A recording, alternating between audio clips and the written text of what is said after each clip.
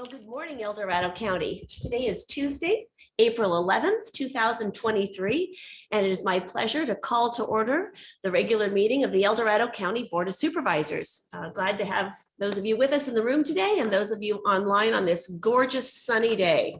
We're all ready for some sun and some spring. So with that, I'd like to invite Pastor David Cook from Cold Springs Church up to lead us in our invocation this morning. Good morning, Pastor. Nice to have you with us today. Good morning, Chair Thomas. Good morning, Supervisors. I told Don Ashton I would give his regards to you as he lounges about in some tropical paradise. Well, thank you, David. I think he said he wishes you were there, or maybe not. I'm not sure. You'll have to check with him personally. We can zoom in. Yeah, there you go. I'm sure that he is aware of that. I was talking with Betsy Vanderpool this week, and she made me aware that this week is Dispatchers Appreciation Week. I don't know if you know any dispatchers. I'm going to pray for them this morning during my prayer, but you know, they're the people who are sort of the invisible heroes, aren't they? They are the bridge between our community and between law enforcement and all the needs that we have. And so there are people that oftentimes are forgotten, but are important to remember and support and encourage in a very tough job. But if you would pray with me this morning, please. Dear Heavenly Father, epic drought, epic rains, epic floods, epic snow, and yet here we are, still standing as we come into the beauty of spring, still persevering through much grace and mercy. Thank you for the sustaining grace that you give to see us through the epic of our days and the mundane of our days. Thank you that we are still standing. You are good. In the big and the small of today that will surface in the conversations that happen today in this room and around our county to lead us into a prosperous future, remind us that today is an important day and just one day. Help us recognize the importance of what is done and that it is also a piece of a much larger tapestry that we have been invited to weave for the good of those around us. Help each of the leaders here and around the county weave their threads with wisdom and discernment and care. Help them see the larger design that their contribution is making today. Let there be integrity in our words and actions that elevate the stature of our county and its contribution to our well-being. I pray for our educators as they head into the final stretch of the school year. I pray that you'd give them the strength to finish strong, caring for our children with compassion and conviction and courage, so our kids will grow into their full potential. I pray that you'd give wisdom to our administrators, particularly Dr. Ed Menazala, to guide and support our teachers and students. And we pray for your hand of protection over our schools that would guard them from the evil and violence that plagues our nation, attacking the innocents. And I pray for our women and men who stand in the front lines in our communities and law enforcement to protect us and hold us accountable. Guard and protect them, give them wisdom. And I pray especially this morning for the dispatchers who are the hidden heroes as they link between the public and our officers and the needs. Bless them, protect their minds, hearts, and spirits as they navigate the complexities of the calls that they receive. Thank you for their devotion to stand in the gap in a very difficult job. Help them to know that they are appreciated. And I pray as well for our military stationed around the world in their training and in their deployment. Guard them and keep them safe from all harm, physical and mental and spiritual. Give them peace and supernatural awareness that will protect them and us. Thank you for the freedoms of our nation that they protect. And give us a heart of gratitude for the graces and mercies that keep us standing, keep us ever mindful of your goodness, and help us to be that goodness in the world today to whomever we encounter. I pray these things in the name of Jesus. Amen.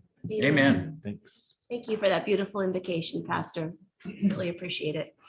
And with that, I have the privilege of leading the Pledge of Allegiance today. So I invite you to stand and join me in honoring our nation's flag. Hand over your heart. Ready, begin. I pledge allegiance to the flag of the United States of America and to the republic for which it stands, one nation, under God, indivisible, with liberty and justice for all. Thank you. We now move on to the adoption of the agenda and the approval of the consent calendar. I will start to my right. Supervisor Lane, do you have any comments or questions? I have a question on item number 12, just a question. Okay, if you'd like to go ahead. Okay. I noticed that the department chair, Mr. Martinez, is here as well as Mr. Mullins, so I thought I would take the opportunity to ask. With regards to item number 12, if Pioneer Trail were eligible for FEMA funds, thank you. Does it need to be part of this? Is this report a trigger for eligibility for FEMA? Okay, thank you. Great, so do you do feel you need to pull the item? I'm good. Okay, perfect. Thank Thank you you. so much. Supervisor Heidel. No changes. All right, Supervisor Turdenboom, No changes. Supervisor Parlin. I'd like to pull item 8 for discussion. Okay.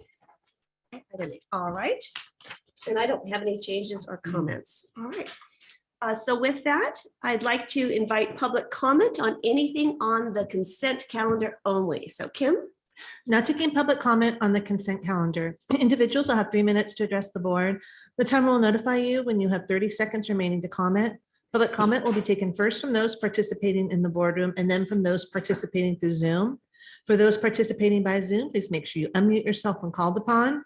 If you're joining the meeting by phone, press *9 to indicate a desire to comment. If you're joining by Zoom, press the raise hand button. Please voluntarily state your name for the record. Seeing no public comment from the boardroom, now taking public comment from Zoom participants. There's no public comment. All right, wonderful. I'll bring it back to the board for approval and adoption of the agenda and approval of consent calendar other than item 8. Do we have a motion? I'll move approval. I'll second. All those in favor say aye. Aye. Motion carries unanimously. Thank you. All right, well, let's go ahead and move on to item number 8. Supervisor Parlin, would you like to? Yeah, I'll go ahead and just read it into the record. Pardon me, Sure. thank you. Item number 8 comes from Supervisor Heidel, recommending the board, 1, contribute $50,000 in American Rescue Plan Act, state and local fiscal recovery funds to the Boy Scouts of America Golden Empire Council for their youth development programs that were negatively impacted by the coronavirus pandemic, and 2, approve and authorize the chief administrative officer to sign a funding agreement contingent upon county council and risk management with the Boy Scouts of America Golden Empire Council, authorizing payment of $50,000. All right, thank you. There it is. Okay. So I pulled this for discussion because I was actually surprised to see this. The last time that I remember, and maybe I need a refresher, it's been a while, when we had our last update on the ARPA funds, the conversation was that the board would get an update at some point, I'm guessing soon because budget's coming. And we would discuss the status of the ARPA funding, the balance that's remaining, what the board wants to do as a whole. And not, my recollection was we said we were not going to do these one-offs and kind of whittle away at the funds until we had the full board discussion. And so I had several questions as to why this is being presented as a one-off. Why didn't it go through the full process like all of the other nonprofits a year ago or 2 years now? I can't remember when we did all that. When that process happened, there were, I can't even remember the number of applications that were received and vetted. And so this one didn't go through that process. So I'm just trying to get my head around, is this the right time or way to, I don't even know what the right word is, but to vet this perhaps? It's being done outside of what we were told we were going to do with the ARPA funds. So I just want to get everybody's thoughts on whether this should wait until we have that broad discussion that we were told we were going to have. Thank you. Supervisor Heidel, since this is your item. would Yeah, you so let me respond. start us off? Yeah, I have been requesting this funding for a long time. And part of the discussion was whether or not it should have been submitted earlier. And the answer there is the Boy Scouts of America Golden Empire Council is a regional organization. And regional organizations didn't get notified since their offices are in Sacramento. They serve 13 counties. Didn't get notified of the opportunities for ARPA fundings. The local Boy Scout troops were not aware of it either. So they kind of got missed in that outreach to solicit inputs from nonprofits in terms of ARPA funding to overcome or basically compensate or set aside funds to basically help them with the recovery from the financial loss they had during COVID. I am a strong proponent of getting low-hanging fruit done. That's just my way of doing things. I've been educated in that, trained in that, and it seems like the thing to do is to get things done when you can, recognizing this is a very small amount compared to the total ARPA funds, as I understand, are remaining in the 2 million type category. I don't know the exact number, 2,000,005. Yeah. So this is de minimis, very, very small in that big picture. And so I go after low hanging fruit where I think it's appropriate. I propose it and see if we can't move forward with it. If we can't, we can have this bigger discussion later, but it's going to get lost in a discussion when you're talking about $2.5 million. We're talking $50,000. So that was my thought on it, to try to get it off the table, low hanging fruit. And I do have a letter that was responded to the Boy Scouts back to, let me just send to this way, back to Sacramento County for their donation of $100,000 that came in some time ago. So this is not precedent setting or anything else. We actually have a different way of distributing our ARPA funds as opposed to Sacramento County. Each of their supervisors had a certain amount of money allocated to them that they could just define what organizations they wanted to make sure got some coverage. And I talked to our CAO, Don Ashton, about that. He was not in support of that idea, but so they dealt with it differently. It was done early, but that's my primary argument. I consider this to be low hanging fruit. Just get it off the table and get it done. So that was the motivation. Thank you for that. Appreciate that explanation. And CAO, good morning. Do we know when the ARPA discussion will be coming back to the board? Yes, the board will receive the an overview of ARPA on the 18th here, just next week. So next week, okay. So Yes. that, I agree with you, Supervisor Heidel, that we certainly, don't want somebody to get lost in the shuffle if it's going to be months from now, but that's something for the board to consider if that discussion is going to be next week. So any other thoughts or comments at this time? What is the date of this letter that you passed out? It didn't get dated, but this was back in the April timeframe. Of Actually, it was last- before that. It was March of this year. It's March of this year, of I this believe. year. And James Rhodes Dreyer is online with us, so he could probably give me the exact date, but I believe it was either February or March. It was right after the first of the year, So this year, though. this year. And I 2023. noticed it's not addressed to us. No, this was a letter that was responded to Sacramento County. Okay. So, Have they requested funds from us? yes. I mean, the Boy Scouts, Boy yes, Scouts. verbally. And I think there was actually a letter written in requesting it, but I'm trying to remember when that was. It was some time ago.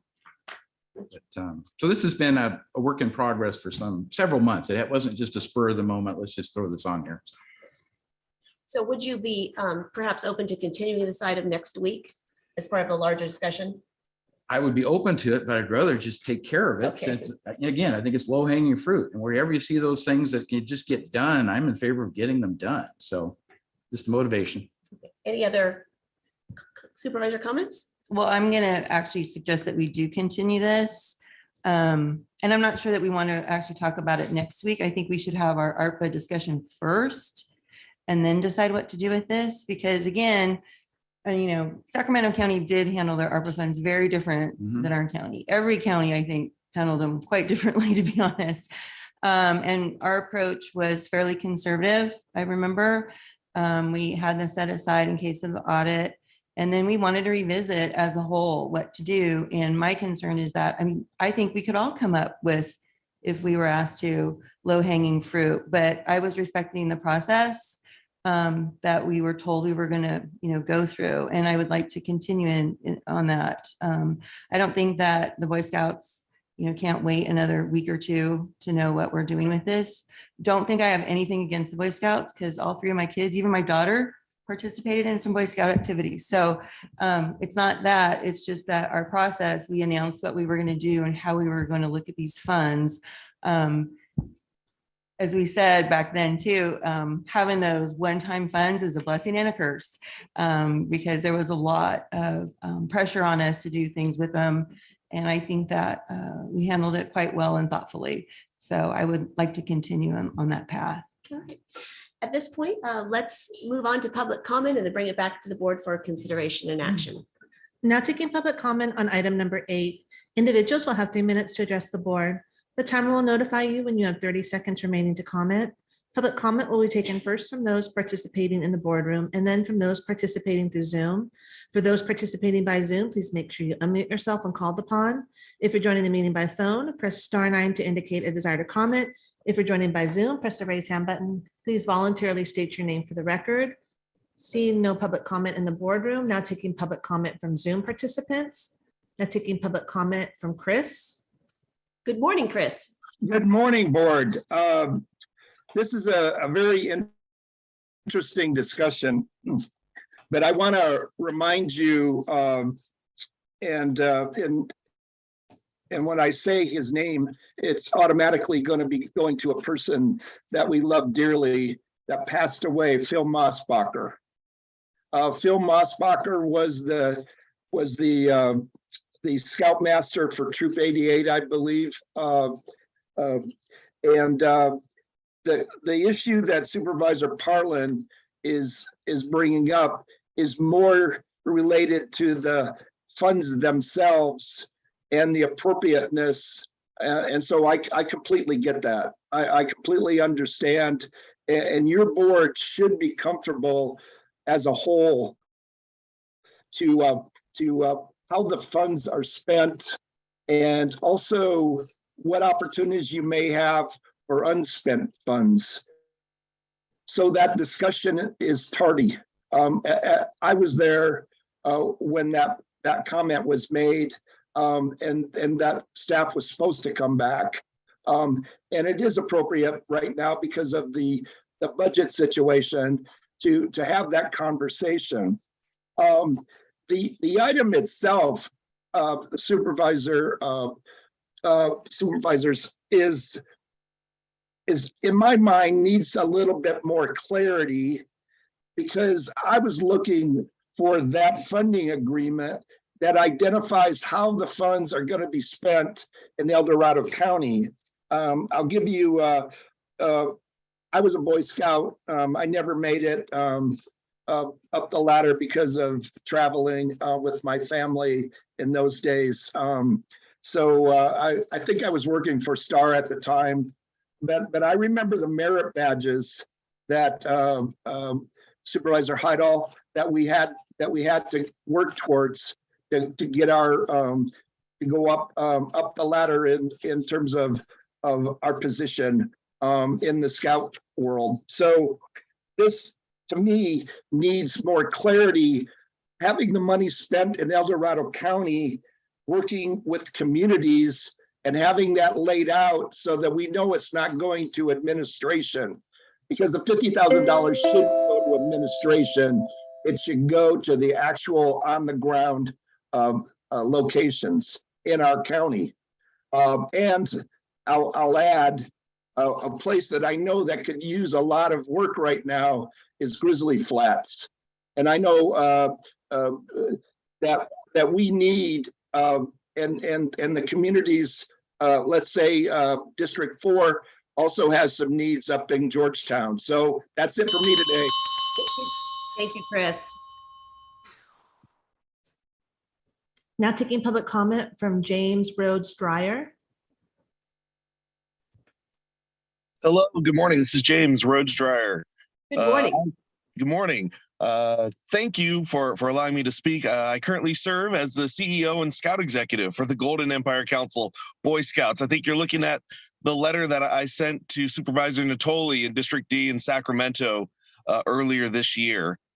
I wanted to come in and just say thank you for considering our request. Thank you to Supervisor Heidel for representing us today, and to assure you this money directly benefits our communities there in El Dorado County. Supervisor Heidel mentioned, we are a regional organization. It's true that our office, our physical brick and mortar shop and head offices in Sacramento. However, we have Scout units over the 16 counties in Northern California, including El Dorado County. And the way that we grow and the way that we can impact our communities is more Scouts. And we need that. And this money will go directly to benefit not just one town in El Dorado County, but all the towns. More units, more Scouts, more life-changing experiences. I'm humbled that you're willing to look at this request. I stand ready to answer any questions as needed. There was a written request sent into El Dorado County, I want to say in March or maybe even late February for the 50,000 in funding. We were fortunate to get the support from Sacramento County, but we need more. We serve over 7,000 youth, and it takes funding, and we want to ensure that our leaders, our local leaders, are equipped and have the training and the tools and the resources available to deliver the program. So again, thank you for your consideration. As we expand to serving the whole family, a lot of people don't understand or heard yet that our Cub Scout, our younger program, serves both young boys and girls, as does our Scouts BSA troops for young boys and girls. So we are ready. The pandemic was rough. We've had to cancel summer camps. Safety is the right decision. However, fiscally, we had over $1 million of negative impact. I think the final number was 1.8 or 2.3 in loss of revenue. We survived, and we are ready to emerge and strong. So again, thank you all for your time, and please reach out with any questions or anything I can do to help support this motion. Thank you, Mr. Rhodes Dryer, and thank you for all you do to support the young people of our cities and counties. Now taking public comment from Kelly Nalawala. Good morning, Kelly. Good morning, Kelly Nelavaya. Someday we'll get that right. I want to play devil's advocate, and I'm very sorry. I'm going to try to use my calm voice because apparently I've hurt some people's feelings, and I certainly don't mean to do that. I wish I could just be Mary Poppins. Let's face the reality that part of the reason the Boy Scouts needs money is they are in a large bankruptcy situation. COVID is not their problem. Their problem is they have alienated people's rights to have their children in an organization that is value oriented to their values. As you know, the LDS Church, the largest proponent of the Boy Scouts of America, withdrew. That alone took billions from their organization. Many other Christian-based organizations that used to sponsor Boy Scouts of the Americas have too withdrawn. There is nothing wrong with an organization that serves young men to be good men. And a lot of people are not happy with feeling their rights have been violated. I'm concerned that when I hear people that I care about deeply being attacked for certain values and ways they choose to live their life, yet we're looking at funding an organization that does the same to many people in return. I'm going to use the word offended, John, when you just say it's only $50,000. Really? It's only $50,000. I would like $50,000 right now, because I can tell you that our company, I would love to give $50,000 to the people of Grizzly Flats, or many of our low income schools or students, not a private organization that has alienated millions and millions of people from participating or feeling safe having their children participate because of a lot of their internal problems. So I would ask that we stay with local organizations, local schools, local Head Start programs. There are so many ways, and it's not only $50,000 to a lot of people. Thank you so much. I'm sure we'll be chatting later. Thank you, Kelly. Now taking public comment from Jay Gomez. Hi there. Can y'all hear me okay? Yes, we can. Good morning. All right. Hi, good morning, y'all. So on this particular aspect, I would like to say I think it's really great we can come together as a community and discuss things that directly affect us on a wide scale. I myself was a Cub Scout and Boy Scout for many years, and I also faced a lot of discrimination when I was within these scouting organizations on the basis of being queer. And so I think that if we're looking at funding stuff that is incredibly important towards building up our communities and making sure everyone is put in the right direction, I think there's nothing wrong with funding local schools and more local organizations that can directly help out people versus maybe adhering to a specific ideology, and on the subject of allotments, I just want to use the rest of my time to say I'm very outraged by the decision of the El Dorado County Board of Supervisors to eliminate their Human Rights Commission. This is not just wrong, it is a disgraceful display of indifference towards the most vulnerable members of our society. And I would have been here to give oral testament on the date of its dissolvement, but I was studying college midterms in Southern California. As the product of Mexican immigrants, a grandchild of a Black woman and a long-term citizen, an observer of this county and its functioning, I feel an obligation on behalf of the now dissolved Human Rights Commission. Human rights commissions are critical institutions that defend and promote the rights of all people, regardless of their race, gender, religion, or sexual orientation. They are a vital line of defense against discrimination, bigotry, and hate crimes, and they help create a more equitable and just society. It is my estimation that the board is currently structured easily to simply. Jay, I appreciate your comments. I just want to let you know that we are only on the consent calendar. While your comments are certainly valuable and appreciated, we have an open forum at 1 o'clock where you have 3 minutes to give the board your opinion on anything not on our agenda item. I greatly appreciate that. Will you be available next week at the same time? At 1 o'clock, we are always available. So thank you. I very much appreciate that. And I would like to say thank you very much. And I would like us to not forget the recent slurs thrown at the Oak Ridge High School sporting events. Thank you. I yield my time. Thank you for calling in. There's no additional public comment. All right. Thank you all. I will bring this back to the board for action. I just want one comment. I got to say, I was Boy Scout. I belonged to the Young American Foresters and stuff. And it was a great organization. Also, I was on Larry Hyder's hotshot team is what it was. I don't know if you ever remember that. The Boy Scouts went out and fought fires. And it was all basically efforts by volunteers and stuff like that helped through the funding issue. I think this is, personally myself, I think it needs to be brought back later on for further discussion, because there's a lot of other issues of this ARPA money can be used for, especially like Kelly brought up, Grizzly Flats, they're suffering out there. These people need help. And I think we need to have that brought back later on as a later date, and we can discuss all the different areas that we can help people along, because there's a lot of people suffering. So I think that this, just not the Boy Scouts, there's a lot of other issues. So I think that we should wait on this. So is District 5. I'm kind of looking at it at a higher level and taking out the actual request and what it's for and how much it is.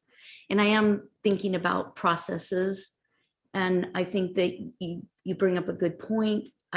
When I read this item, it did say that it was 2.5 in what was left as a reserve. And I just heard additional information today that was done purposefully in case there was an audit and there were any questions about how the other funds were used. So I do think this deserves to be heard, from our finance department on the 18th, and for us to consider how we want to move forward in a fair and competitive way, because there are, as was pointed out, lots of needs out there. And I certainly can think of some myself. So appreciate the discussion, and I would support bringing this back at a later time. I appreciate to that. make a motion. I wanted to ask one more question then. I don't want to assume, but I'm guessing perhaps that you will have recommendations for us for that ARPA discussion. Is that correct? Yes, and I'm going to look to Emma. So we are proposing to use some of the ARPA reserve to help budget the balance. Balance the budget. There you go. Okay. And then we're still proposing to keep some of it set aside for the audit reserve. Okay, and then there'll be some conversations about whatever's in between, I'm guessing, if there is an in between of those amounts. I mean, currently there is no in between. Oh, There's okay. the funding that's set aside for the audit reserve, and then there's the funding that is being proposed to use to balance the Okay. budget. So the board can always, direct us to do something different. Okay, so that's why I was thinking that maybe we should have that conversation next week, which is gonna be a full day, it looks like, and then continue this item till after that conversation, like of the following board meeting perhaps, and revisit this item that time after we've had that full budget conversation, because the budget this year is different than last year. That's definitely starting to show itself. So if you're okay with that, Supervisor Heidel, waiting. I am. And what's the following board meeting then? Following is May. May 2nd. May 2nd. Second. Yes. So if you're okay with that, we I am. could continue it to May 2nd, if you're okay with that. So is that a motion? I will make that motion. I'll second it. Oh, Go okay. ahead. Go Either ahead. way, It's either your way. item. You could second. Supervisor Parlin made the motion, Vice Chair Heidel seconded it. Yeah. So, so the motion is do you want to read the motion, Kim? A captured motion it. made by Mhm. Supervisor Parlin, seconded by Supervisor Heidel to continue the matter to May 2nd, 2023. All right, thank you. So all those in favor state aye. Aye. Opposed? Motion carries unanimously. Thank you for that thoughtful discussion. Appreciate Yeah, that. I really do appreciate it. Thank you. All right. So with that, we move on to our department matters. Item number 13, Kim. Item number 13 comes from the Department of Transportation, recommending the board, one, receive a presentation on Department of Transportation's recommended use of tribe funds, and two, discuss and approve staff's recommendations for the annual allocation of tribe funds. It is always a pleasure to have our DOT in the house. Morning, Madam Morning. Chair, Board of Supervisors, Rafael Martinez, Director of Transportation for El Dorado County. Hope you're all having a wonderful day today. We are here today to be discussing with you the tribe fund allocation proposal from the Department of Transportation moving forward, hopefully with a decision by the board if you see it suitable. So.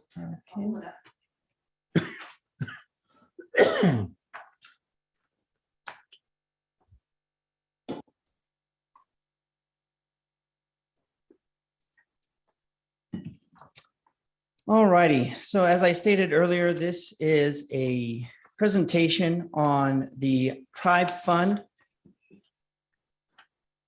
allocation moving forward. So what is the tribe fund? Back in 2006, El Dorado County entered into an agreement with the Shingle Springs Band of Miwok Indians for compensation due to the traffic impacts caused by residents of the county traveling on local roads and highways to visit the casino. Various amendments were made in subsequent years with a map to clarify the region in which the impacts were felt, as well as after the Department of Transportation was very successful in acquiring several grants for some of the larger projects, and particularly on US 50. Ultimately, by 2022, the county had settled on a region in which they felt was appropriate for compensation for the funds of approximately $2.9 million for the maintenance and rehabilitation of roads due to the impacts on that highway from the traffic due to the casino.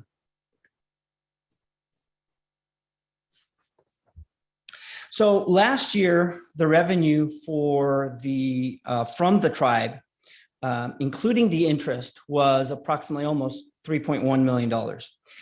Now, the expenditures, as you see listed here, which include $1.3 million for the maintenance of effort. That is a requirement by the state of California that we are required to allocate every year to basically, for any agency, has to make sure that they have skin in the game, that they are participating in the maintenance of their roadway network. The state of California then allocates SB1 funds to that agency. Ours comes from the distribution of the tribe. And as you can see here, that has been $1.3 million since 2017.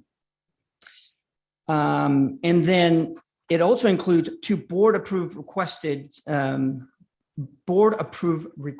by the department. One is a 2022 board-approved request for equipment, And then the other is a legacy capital expenditure that was approved by a previous board several years ago. So that means the remaining $1.2 million was added to the tribe fund back in 2022-23 for a fund balance of $12 million. The next fiscal year fund balance is estimated to be approximately $10 million after some additional sunsetting CIP expenditures. Now, I know you might be thinking, okay, $10 million, that might be a pretty healthy fund balance to be just sitting in the tribe fund balance in some account in fiscal. But there's reasons for that. As you might all be aware, we're building it'd be a little bridge over there, Swansboro mosquito area. And so at the time when we were granted that appropriations by the Highway Bridge Administration, we were anticipating that we were going to have to cash flow that project until we get reimbursements from the federal government. And so then a primary source of that cash flow was going to be coming from the tribe fund balance. Any additional cash flow, we were anticipating we were either have to use TIF or maybe even general fund. So that's the reason why we were amassing a large tribe fund balance. We were letting it rise so that we can use that as the cash flow. As you all are well aware, we are very fortunate. My staff was able to allocate additional appropriations from the Highway Bridge program late last year, an additional $20 million. So it looks like we will not have to cash flow that funds any longer. We're very, very pleased and very fortunate that the Highway Bridge program saw our situation and sided with us. That's incredible. Yes, it was. We're very, very fortunate. So now that it doesn't appear that the Department of Transportation needs this large cash fund balance sitting in the tribe fund. Last year, the CEO's office had requested the Department of Transportation to look into what is its plans with the future revenue stream as well as the fund balance for the tribe fund. So before I get into what is the department's plan for the funds, I wanted to reiterate a few points that I had made to this board over the past several years regarding the maintenance and the lack of funding in order to perform proactive maintenance tasks. This slide, as you can see here, represents the various funding streams that go into what is called the road fund. And the road fund is the only funding source that is used for maintenance purposes. Now, it has the original gas tax, which was prior to 2017, what the state of California collects on a regular basis, has the new gas tax, which is the SB1, that has been collected since 2017. It also includes property tax, some sales tax, some very little federal funding, utilities, and it does include some portion of tribe funding, as I mentioned earlier, the maintenance of effort. And for many years, that was roughly approximately anywhere between $20 to $25 million. As you can see there, over to the right, on the top right, it has general fund outside that bucket. And that's because for several years, the Department of Transportation had not been receiving general fund into its revenue streams as part of its maintenance efforts. And that's because, and I'll show you in the next graph, it had been doing without fairly healthily. But as of the last 6 years since I've been a director, I've been waving the white flag in surrender, the fact that we just could not continue doing the same amount of work that our residents were requesting with the lack of funding. So as of last year, this board was very proactive and very generous in allocating that general fund into our road fund balance. And in 2022-23, we had a increased fund balance of the average $22 to $25 million to $29 million, of which the Department of Transportation is very appreciative for. So this is the reason why the Department of Transportation had been doing without general fund contributions. And it's because I've shown this graph several times. It illustrates the much wider variety of revenue streams the department had been receiving for several decades from either logging fees, federal government, state bonds, which provided the department a healthy balance. As a matter of fact, as you could see there in the 2010s, we had a positive cash fund balance of over $19 million in the road fund. But after all of that went away in 2013, with agencies across the state and even the nation beginning to experience a steep increase in inflationary costs, as well as reducing revenue streams from lack of industry, reduced federal participation, and an almost complete abandonment by the state of California for capital and maintenance processes. As you could see there, the gap was immense between 2013 and 2018. And that's approximately the time when I came to this department and I started as saying, waving the white flag. This is the reason why the state of California implemented SB1. It recognized agencies across the state that it couldn't continue, they could not continue with the lack of revenue, as well as Caltrans could not continue the state of revenue. And it did, as you can see in that column there in 2022, SB1 helped bridge that gap, get us closer to where we needed to be to meet up with the inflationary costs. Furthermore, the contributions in that brown shaded column by the Board of Supervisors helped us even get just a little bit closer. But as you could see there, it still just was not enough. Raphael, you probably ought to mention logging fee in there because that's important to understand the history as well, right? The loss of logging fees to the As you county. can see there, that yes, Supervisor Heidel, I had mentioned that many a times, but I'll reiterate it now. Back in the 2080s, actually even before then, 70s, 80s, 90s, the El Dorado County board and the county itself used to receive a significant amount of logging fees. Basically, from the industry that was here in El Dorado County that used to do a large portion of logging, its impacts was similar to the tribe, traffic and heavy traffic. These are large, big rigs, heavy equipment that does a major detriment to our roadways. And because of that, their mitigation was logging fees, which was allowing us to keep up with the maintenance costs, not only within those roads that were impacted, but also throughout the entire county. And with the loss of that industry, the fees that went along with it also started to dissipate. And as of the 2000s, and particularly by 2010, it was a very minor sliver of what it used to be. And today it's almost nothing. Now all we receive is from the federal government a legacy fee that we receive on a regular basis. So it is a huge private industry assistance that we had back in several decades ago that we no longer have. And now we're having to be solely dependent on either property taxes or sales tax or the gas tax that we receive from the state. Thank you for pointing that I out. want to make one comment. and Sure. stuff. Back in '94, I mean, let's go back a little ways. Back then, we had 225,000 cut board feet was taken out of our national forest.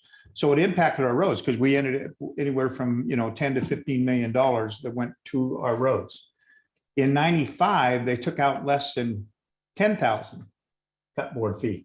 That was a big drop. So our road fund diminished at that particular time, because that's when they stopped logging in El Dorado County. And it's been a big issue for a long, long time. So we don't have that revenue anymore. And it really hurts. It hurts our county and stuff, especially when we're talking about our number one asset, which is our roads. Thank you for that. And before we move off this slide, I think it's also shocking to me, actually, that in the last 32 years, our property tax has not, increased more than it has. Mhm. And so I think that's an important consideration for everyone to understand too, recognizing that property tax is a significant part of our revenue at the county, but it's been relatively stable in comparison to the steep increase in construction costs. So Yes, most definitely. hence the challenge that that we find ourselves in with our road fund. Exactly. And like I said, it's trying to keep up with that gap that you can see there between the construction costs and the revenue that we're receiving on a yearly basis.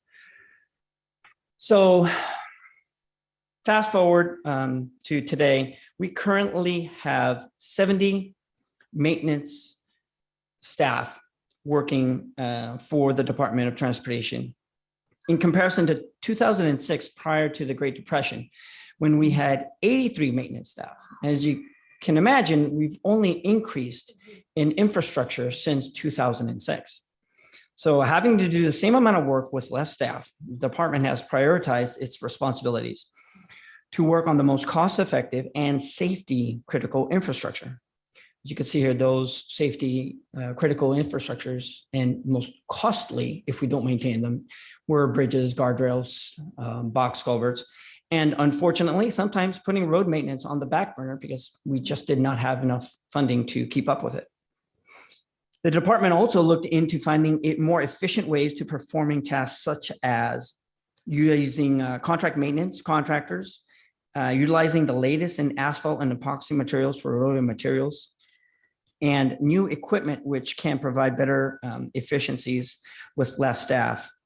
And although the department's efficiency was at an all-time high currently right now, it's still not enough. We just can't squeeze any more water out of this rock in order to get where we need to be, where we used to be back in 2006. Yeah, one more question. Yeah. Raphael, are we getting anything? Because I know they're doing extreme logging out there in Grizzly Flat, cleaning the area up and stuff. Are we getting anything from that area going to our road fund at all? From the only participation that we were anticipating getting from the Grizzly Flats efforts were hopefully going to be in the form of FEMA. That was the only hope, and we're still holding out for some of that hope, and that FEMA will compensate us for the impacts due to the equipment that was going up there due to the trucks, the utility vehicles, the efforts to rehabilitate the landscape in that area. We're hoping to still get some of that reimbursed to us, but as of right now, the last conversations we were having with OES and FEMA is that they are stating that that was a pre-existing condition of the roadways, which we took very careful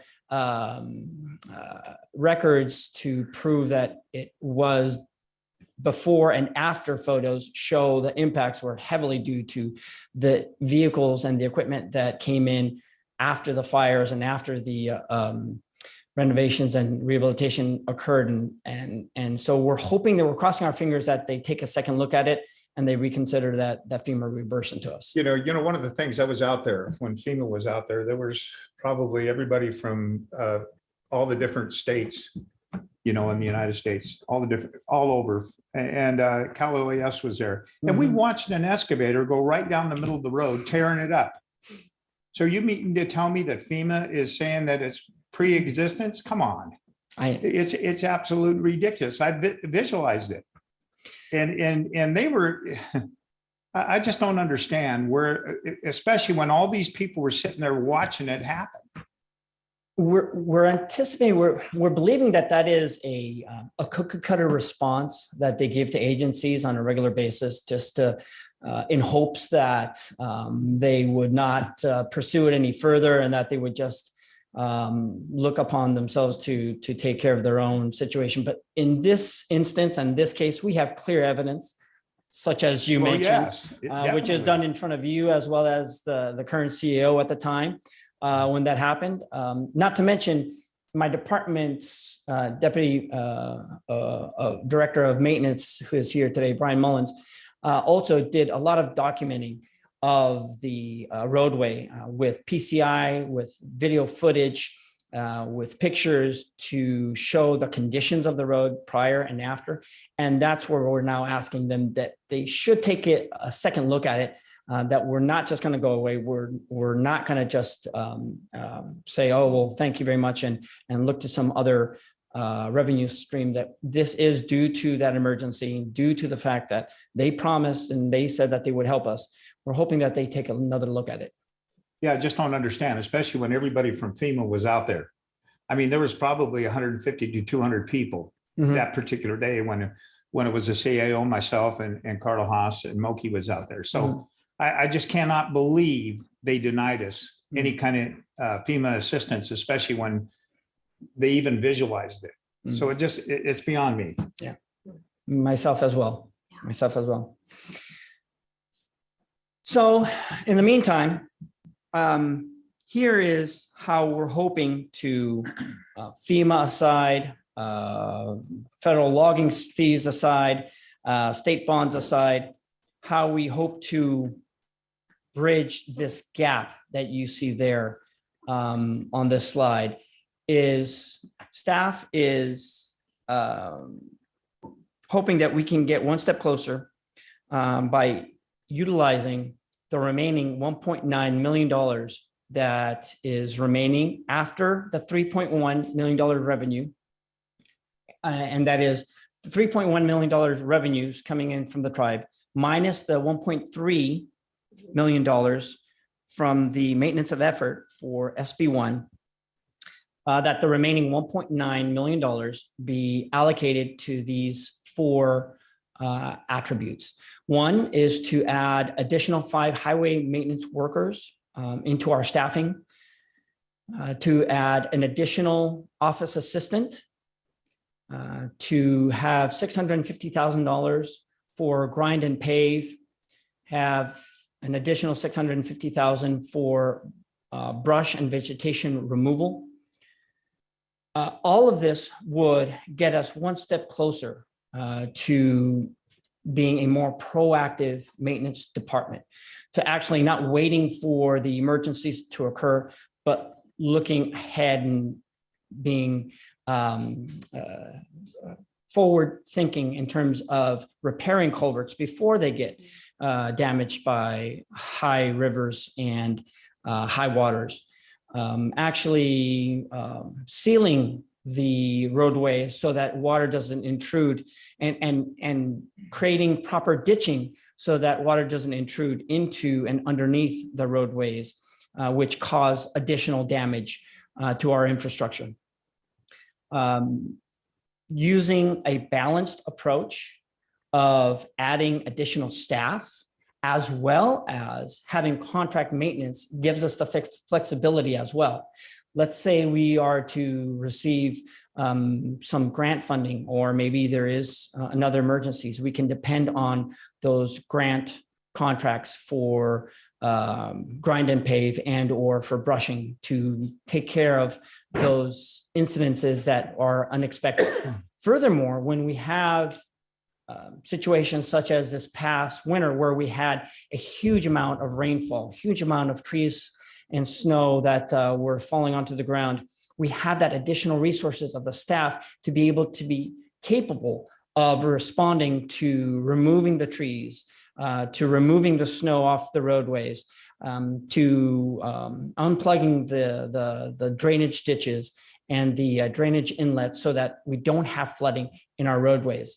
That's where we feel we will be able to best utilize this additional revenue every year to be able to keep up with the maintenance that has to be done on a daily, weekly, monthly, and yearly basis. In the meantime, what we also hope to do is to maintain a healthy fund balance. So the $1.9 million that we would utilize for this would provide almost a cash neutral fund revenue expenditure stream, therefore leaving a cash balance of approximately 7.8 to 8.2. And the reason there's a range is because with interest, and there are some legacy sunsetting CIP expenditures in the tribe fund, It goes down to 7.8, but then it slowly starts to creep back up to as far as 8.2 in the out years. It gives us an opportunity that if we have another emergency, we have a fund balance to either cash flow that emergency, as well as if we have another CIP project similar to the Mosquito Bridge, that we can actually cash flow from the tribe and use that as a cash flow opportunity and not have to depend on going to the CEO's office for either general fund or some TIF or some other revenue fund balance that we just don't have regular access to. So it gives us the flexibility of having emergency access, as well as gives us the capability of performing proactive maintenance that is long overdue for our roadways and our infrastructure in our county. So that concludes my presentation. My staff in here are here for any questions you might have for us. Raphael, that was an excellent presentation. Sure.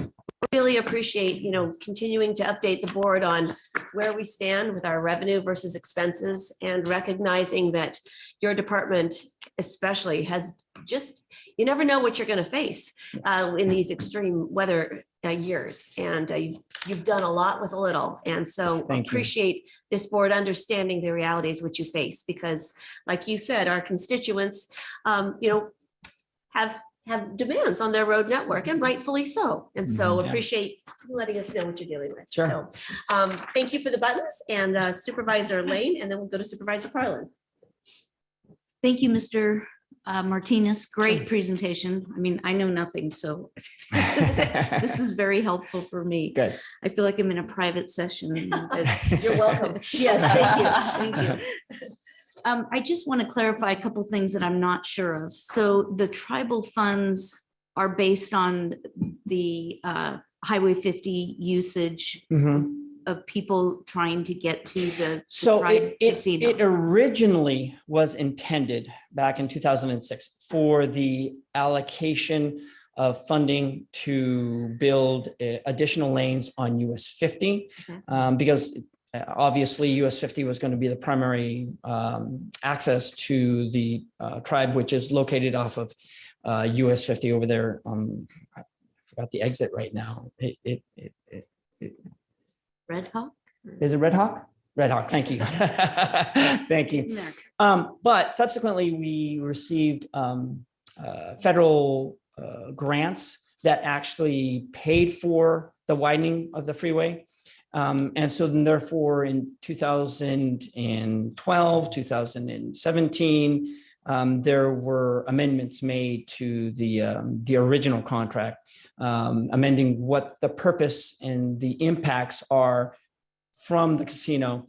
And primarily it's due to the traffic on the county's infrastructure visiting to the casino. And so they came up with regions, and that region shifted and grew several times. And there were several maps as to what the impacted regions were. And then overall, finally, in 2022, the board had decided that it was for the purpose of impact due to the casino from traffic, and that it should be used for maintenance of those roadway infrastructures due to the casino. Okay, that helps as well. You anticipate, though, you'll continue to receive contributions In perpetuity. in perpetuity. Yes. And the other part of your ask is staffing, which is in perpetuity. Yes. So when you say that there's an $8.2 million, some roughly in that neighborhood, 7.8 to 8.2, not reserve, but just fund balance. Because they continue to contribute to it, there continues to be expenses. Unless you have a big expense that you haven't identified yet, it continues to have that range of fund balance. Is that correct understanding? Yes, exactly. Okay, and so the grind and pave and the bush mitigation that you mentioned as two projects that you want to get done this time with some of that money, is it specific to Highway 50 in this particular area that services Red Hawk, or is it broader than that? It is throughout the county where there are impacts due to visitors visiting the casino. So it is throughout local roads and highways that have visitors that go to casino. And you can imagine we have visitors from North County, South County, all from El Dorado Hills, Placerville, that attend the casino. They use our roadways to attend the casino, and therefore those impacts are mitigated with this funds. Great, thank you. You're welcome. Excellent, thank you. Supervisor Parlin. Raphael. Yes, Supervisor Parlin. This money has such a history. Good question, Supervisor Lane, because there's a lot of history here. I appreciate this approach. I think that generally speaking, our constituents are going to be really pleased with this. They've been asking for the fuels reduction along our roadsides since before I got in office. And so I'm tickled pink to see this. And my question though is quite honestly, and I've been really good about, and I think that our social media posts about, the winter storms that we just had were really good at helping people understand how overwhelmed DOT was and working 24/7 to keep up with, down trees, potholes, icy roads, you name it. It was just wow. And so folks were pretty good about, they'd put in their email and wait for a response and pretty patient. And so, but I will say, now that there's some sun out and, we're back to forgetting our recent disaster, I'm hearing again, and, we keep talking about our poor county. We've had disaster after disaster after disaster. So up north, there are trees that are just an inch or so outside of the white line that fell down. And I think some of them are still from Snowmageddon 1, not 2.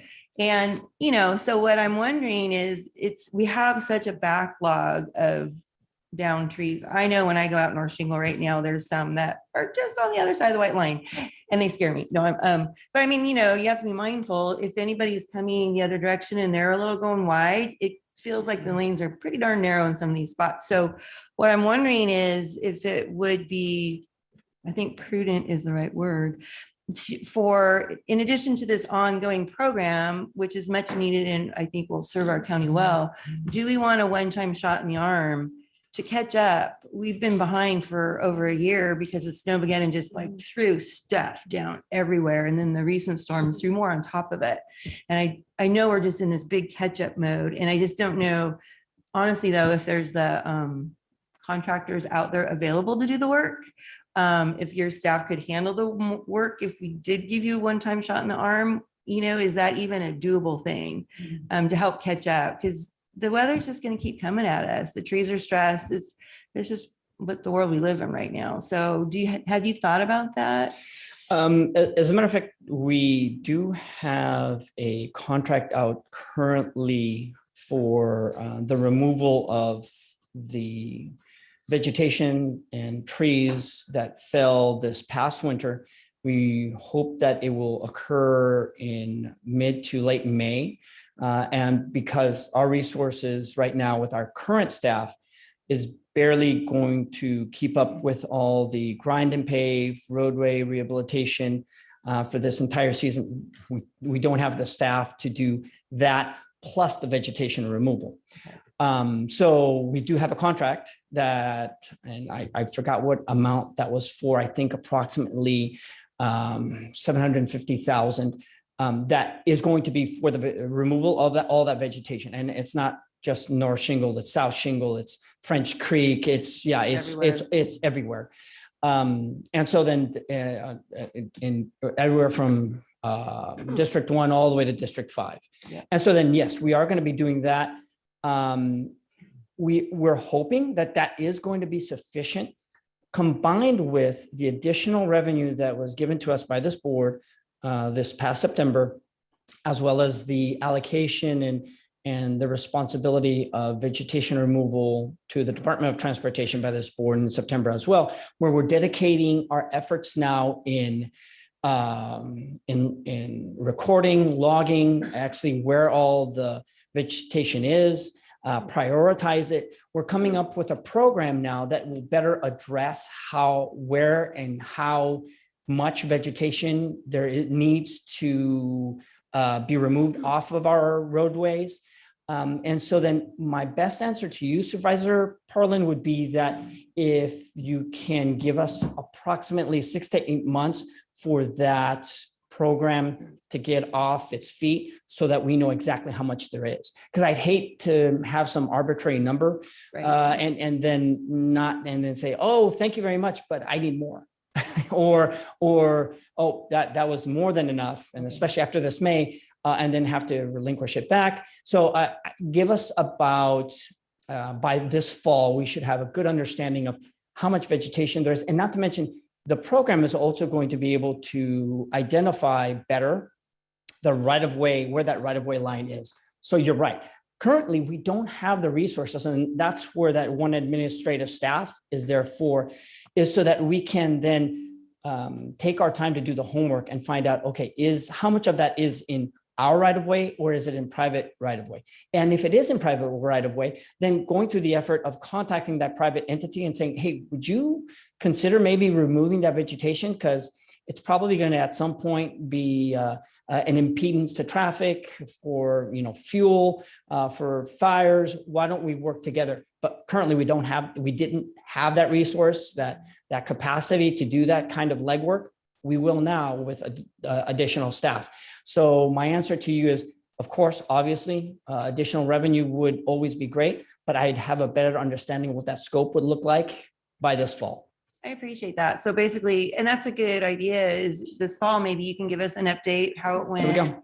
Okay. And if you have more needs, or if this is sufficient, I think that'd be great. And I appreciate that update too about the staff person, because we tend to forget that every gosh darn parcel has a different right of way on it. In our minds, coming into this today, you would think that everything would have been done uniformly, but you have to go back and remember that parcels have been created since the beginning of time with different agreements, and it is a lot of legwork. So that this will be really helpful, I think. And we've been burnt in the past where we said, oh, that is in our right of way, and we took it down, and then we found out it was a property owner's, and then that property owners was upset with the Department of Transportation for removing that vegetation because it was in their family history for many, many years, but yet it was leaning into the roadway approximately 5 feet. So it's one of those things where we want to try to avoid, but at the same time, collaborate with a lot of property owners that are more than willing to work with us to remove excess vegetation that is either in our right of way or in their right of way. Is there an opportunity for, if one of those does come up, where if we're already out there working in that area, can they somehow contract? Yes, yes, most definitely. That would Yeah. be really Most efficient. definitely. Yep. So, oh, good. Well, thank you for that. My pleasure. Thank you, Supervisor Parlin. I think, you're hearing us loud and clear. Keeping us updated on this, because we recognize the extreme needs. So thank you for that, Supervisor Parlin. Supervisor Heidel.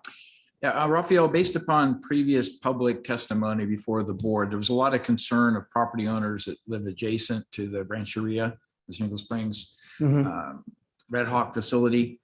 And I want to make sure that we have some level of accountability as to where these funds are being spent, because if they just kind of disappear into the woodwork called the road fund, it probably isn't going to be well received, that it really is addressing all of the issues we have, but we're not ignoring the issues that are adjacent to the Red Hawk facility. So is there going to be some kind of an annual project plan that these funds will be spent on, so that we could show to the public as a transparency item, this is where that money got spent this year, this is where the money was spent the year after, so that there's some level of accountability. I recognize it's only $2 million, but can we somehow define where those improvements are going to be made on an annual basis?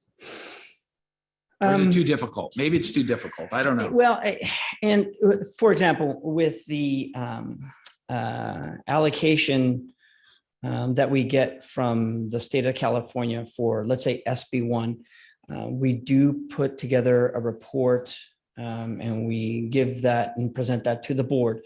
That amount is $7 million. So that's, and it's easier distributed to specific projects because it's a much larger amount, and to specific districts as well. So we're able to then easily identify and illustrate where the funds were allocated towards. This is more for just ongoing maintenance. So we're talking about grind and pave on a particular road that is maybe only 100 square feet of grind and pave. It might be for less than a quarter mile of vegetation removal on any particular road at maybe 10 different locations. So the itemized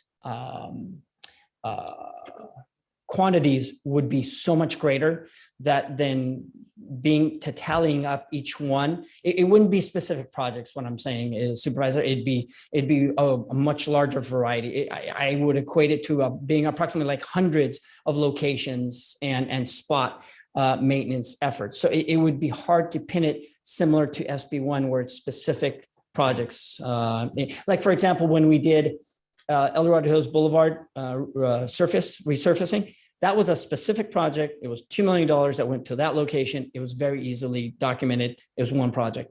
This would be a lot. It'd be spot locations throughout. Would it be possible then, going the other way, to basically identify where improvements were made within, say, a 1 mile radius of the Rancheria, to let the residents in that area know these were the improvements made within your area? Don't cover everything, but just show them that there is an investment back into their communities. Should be a small list of things on an annual basis that got accomplished. I see what you're saying. So when I come back to the board in the fall for Supervisor Parlin's request, let me also give an update and see what I can actually provide so that we can show the kind of effort, the transparency of where the funding is going towards and how it is mitigating the impacts from the casino. So let me see what I can do and get back to the board and see if because I obviously can't think of an easy answer. And I'm sure Brian's probably pulling his hair out saying, no, more maintenance efforts, stop, admin. So let me circle back with my staff and then get back to you guys. Actually, if I may, let me jump in here for a second. I just had a thought that you triggered, Supervisor Heidel, and then we'll get to you, Supervisor Turnbull. Oh, that's fine. I just reached out to Tiffany and asked her if we will be receiving any TOT tax from the new hotel that they're building. And the answer is no. Now, I think as the casino grows and expands, so will the impacts to El Dorado County and our road network. Now, that said, it's a good thing because the Red Hawk Casino has become a regional asset. And, more and more folks will be coming there to enjoy their entertainment center and their hotel. And as people enjoy their hotel, it will give them an opportunity to stay on the West Slope and then expand out to there and, go to Apple Hill and enjoy those amenities in South County and North County and El Dorado Hills. So I'm viewing this tribe fund as like their own TOT slush fund. And so in talking about trying to quantify the impacts of this tribe fund, it's going to get really difficult for our staff to do that. And if we look at it, it's the benefit to the county to help impact help mitigate the impacts to our network of our road network. They're going to go all over our county, and that's a good thing. So I think that might help frame this discussion in thinking about this tribe fund that way, just food for thought. Sure. So. Sure. And I'm going to jump in and add also, Supervisor Heidel, if you're hearing anything specific from folks that live around that area, please work through our CAO because that is our tribal liaison. None of the supervisors are the tribal liaison. Even it's physically in my district, and I am asked not to be that liaison. So always work through the CAO for anything tribal. And I've not heard anything recent. This was a couple of years ago, and when the issue keeps coming back and back, and so yeah.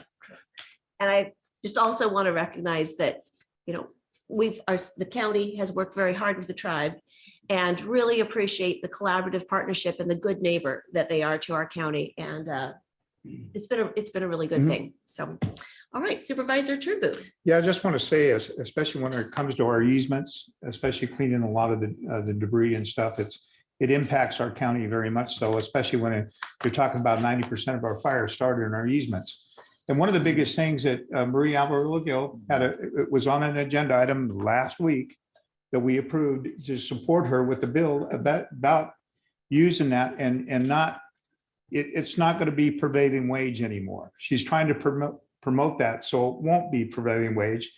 And if that does happen, that will help us a lot. And we could utilize Tribe Fire, because I brought that up before. Yeah. About that cleaner easement. And there's a lot of the ROP kids that go through that, and they're hired by Tribe Fire, and they go through a lot of training. So I think it could benefit us a lot by using that. Yep, I look forward to that. Any further discussion from the board before we open it for public comment? Wonderful. Great presentation, Raphael. Thank you. Thank you so much. All right, Kim, let's move to public comment. Now taking public comment on item number 13. Individuals will have 3 minutes to address the board. The timer will notify you when you have 30 seconds remaining to comment.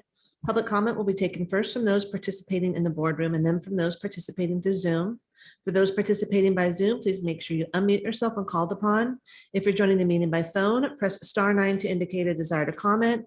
If you're joining by Zoom, press the raise hand button. Please voluntarily state your name for the record. Anyone in the boardroom? Seeing no public comment from the boardroom, now taking public comment from Zoom participants. Now taking public comment from Chris.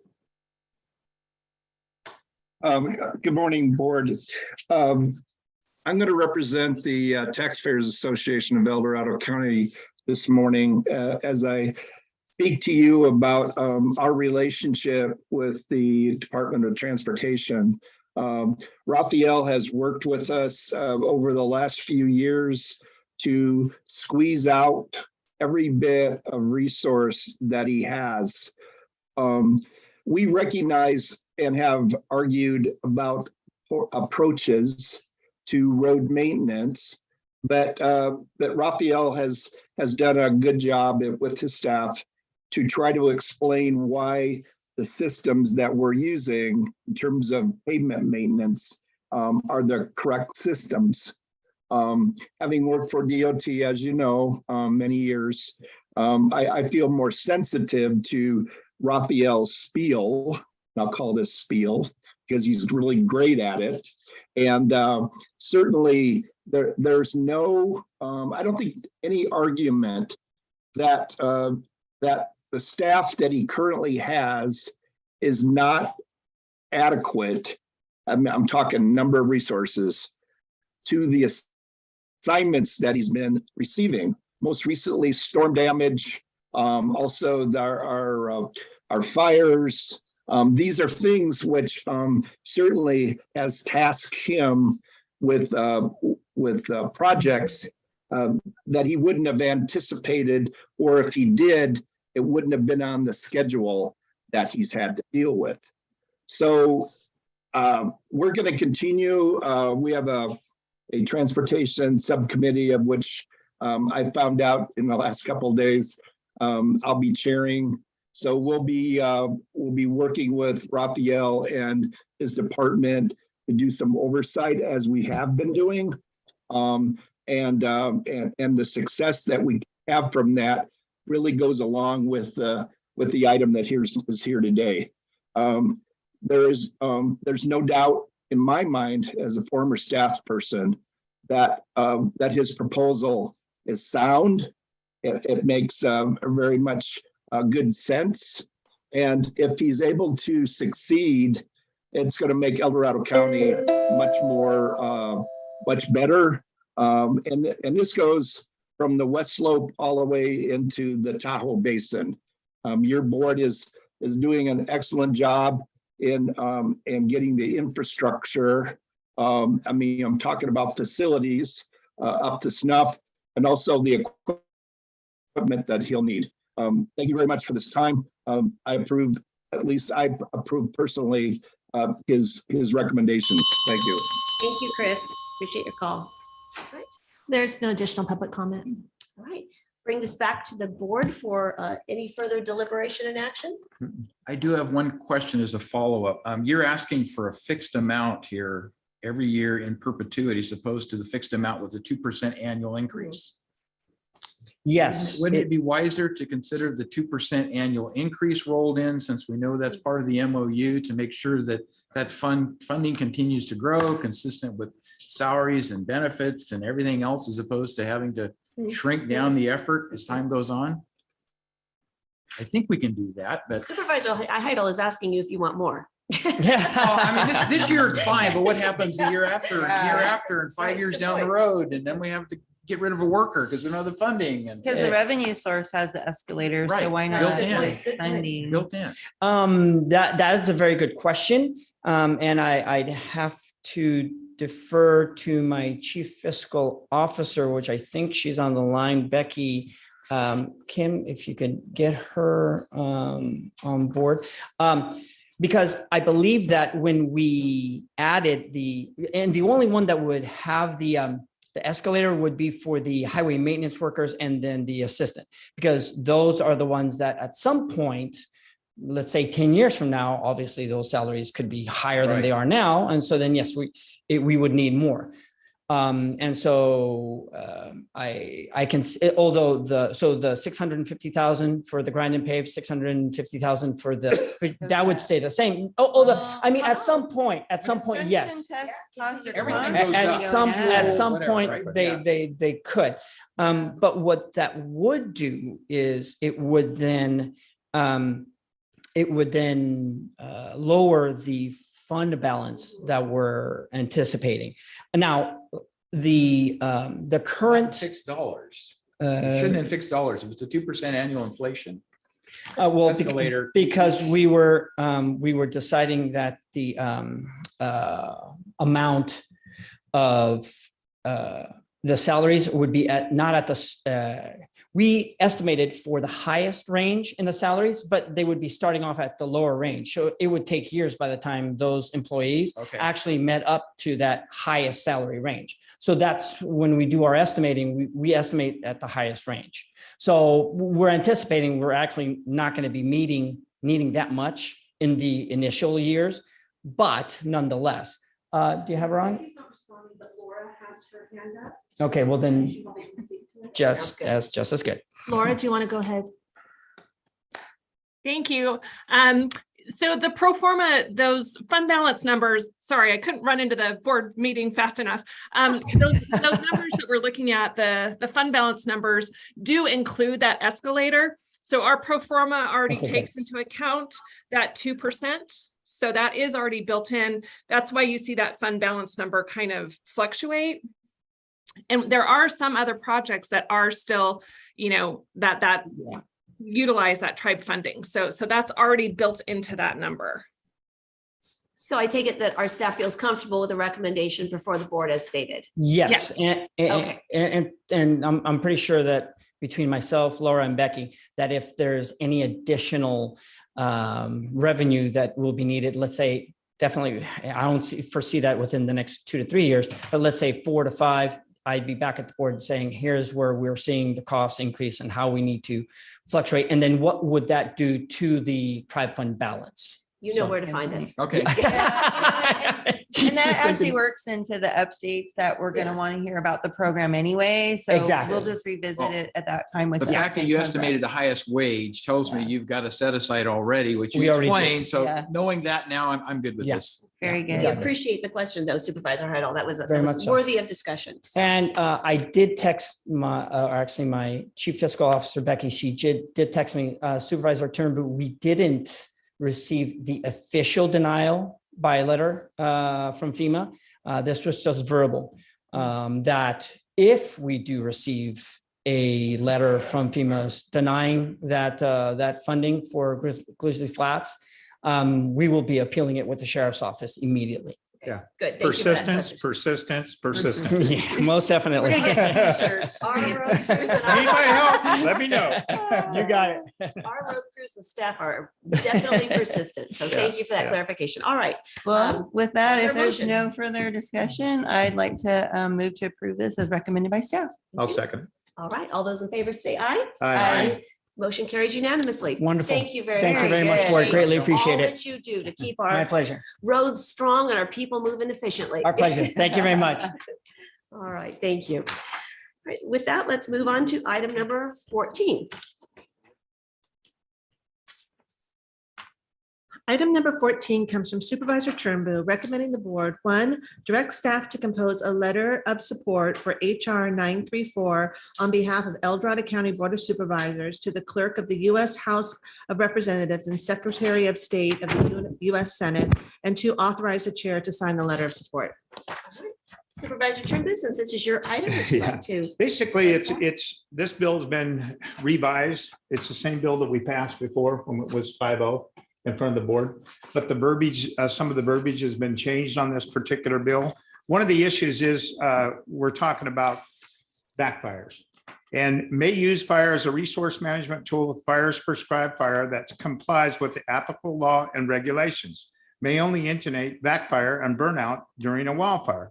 By the order of responsive incident and commander, incidents of this necessary to protect health and safety of firefighting personnel, and shall use the available resources to control any such initiated backfire or burnout until extinguished. And I know there was an issue, Don Aston wrote a thing from our CAO, eliminating the use of managed fire where appropriate. The safe to implement will prohibit the Forest Service from treating our public forest and place a scale necessary to break the current cycle of large landscape changing forest fires. The issue of this bill is basically to suppress the fires now. Now, let me tell you a little story about that happened in the Caldor fire. That Caldor fire, especially around Alder Creek, burning a kind of a horseshoe is what it did. What happened up there is they lit a backfire.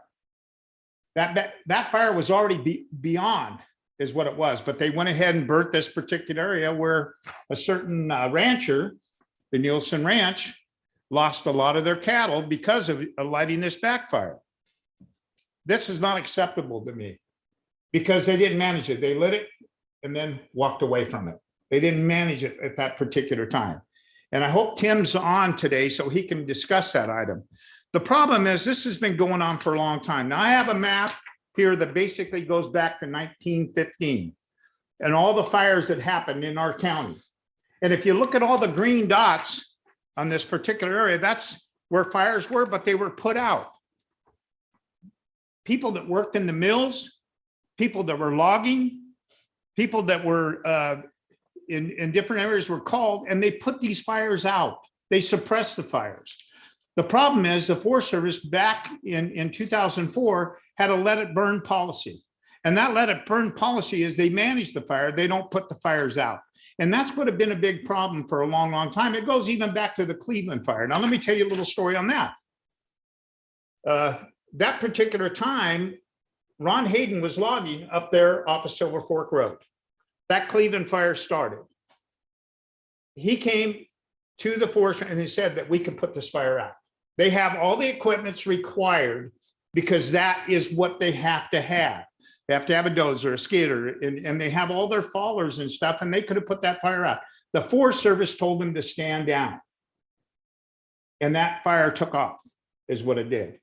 That's not the way we should do this. We need to suppress these fires right away because we spent over $3.1 billion in fire suppression in the state of California alone. That's wrong. That's a lot of money is what it is. Here's another thing. On that particular instance, there was a water tender that went off the road.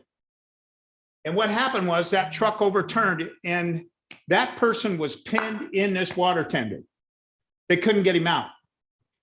The water was dumping in the cab and he was drowning is what he was doing. The thing was a certain CHP officer, which is a real good friend of mine, arrived on the scene. That Forest Service ranger said, I've got this already handled. We got it handled. Well, they had Gino was an hour and a half out with the tow truck. What happened was that particular CHP officer said, this is my road. You get out of here. They called Ron. Ron was up there logging. He went down with a skidder and overturned and saved this person's life. This is some of the things that I just don't understand that what has happened over the years. My cousin was out there logging on the Caldor fire. They could have went out and put that fire out. They told them to stand down.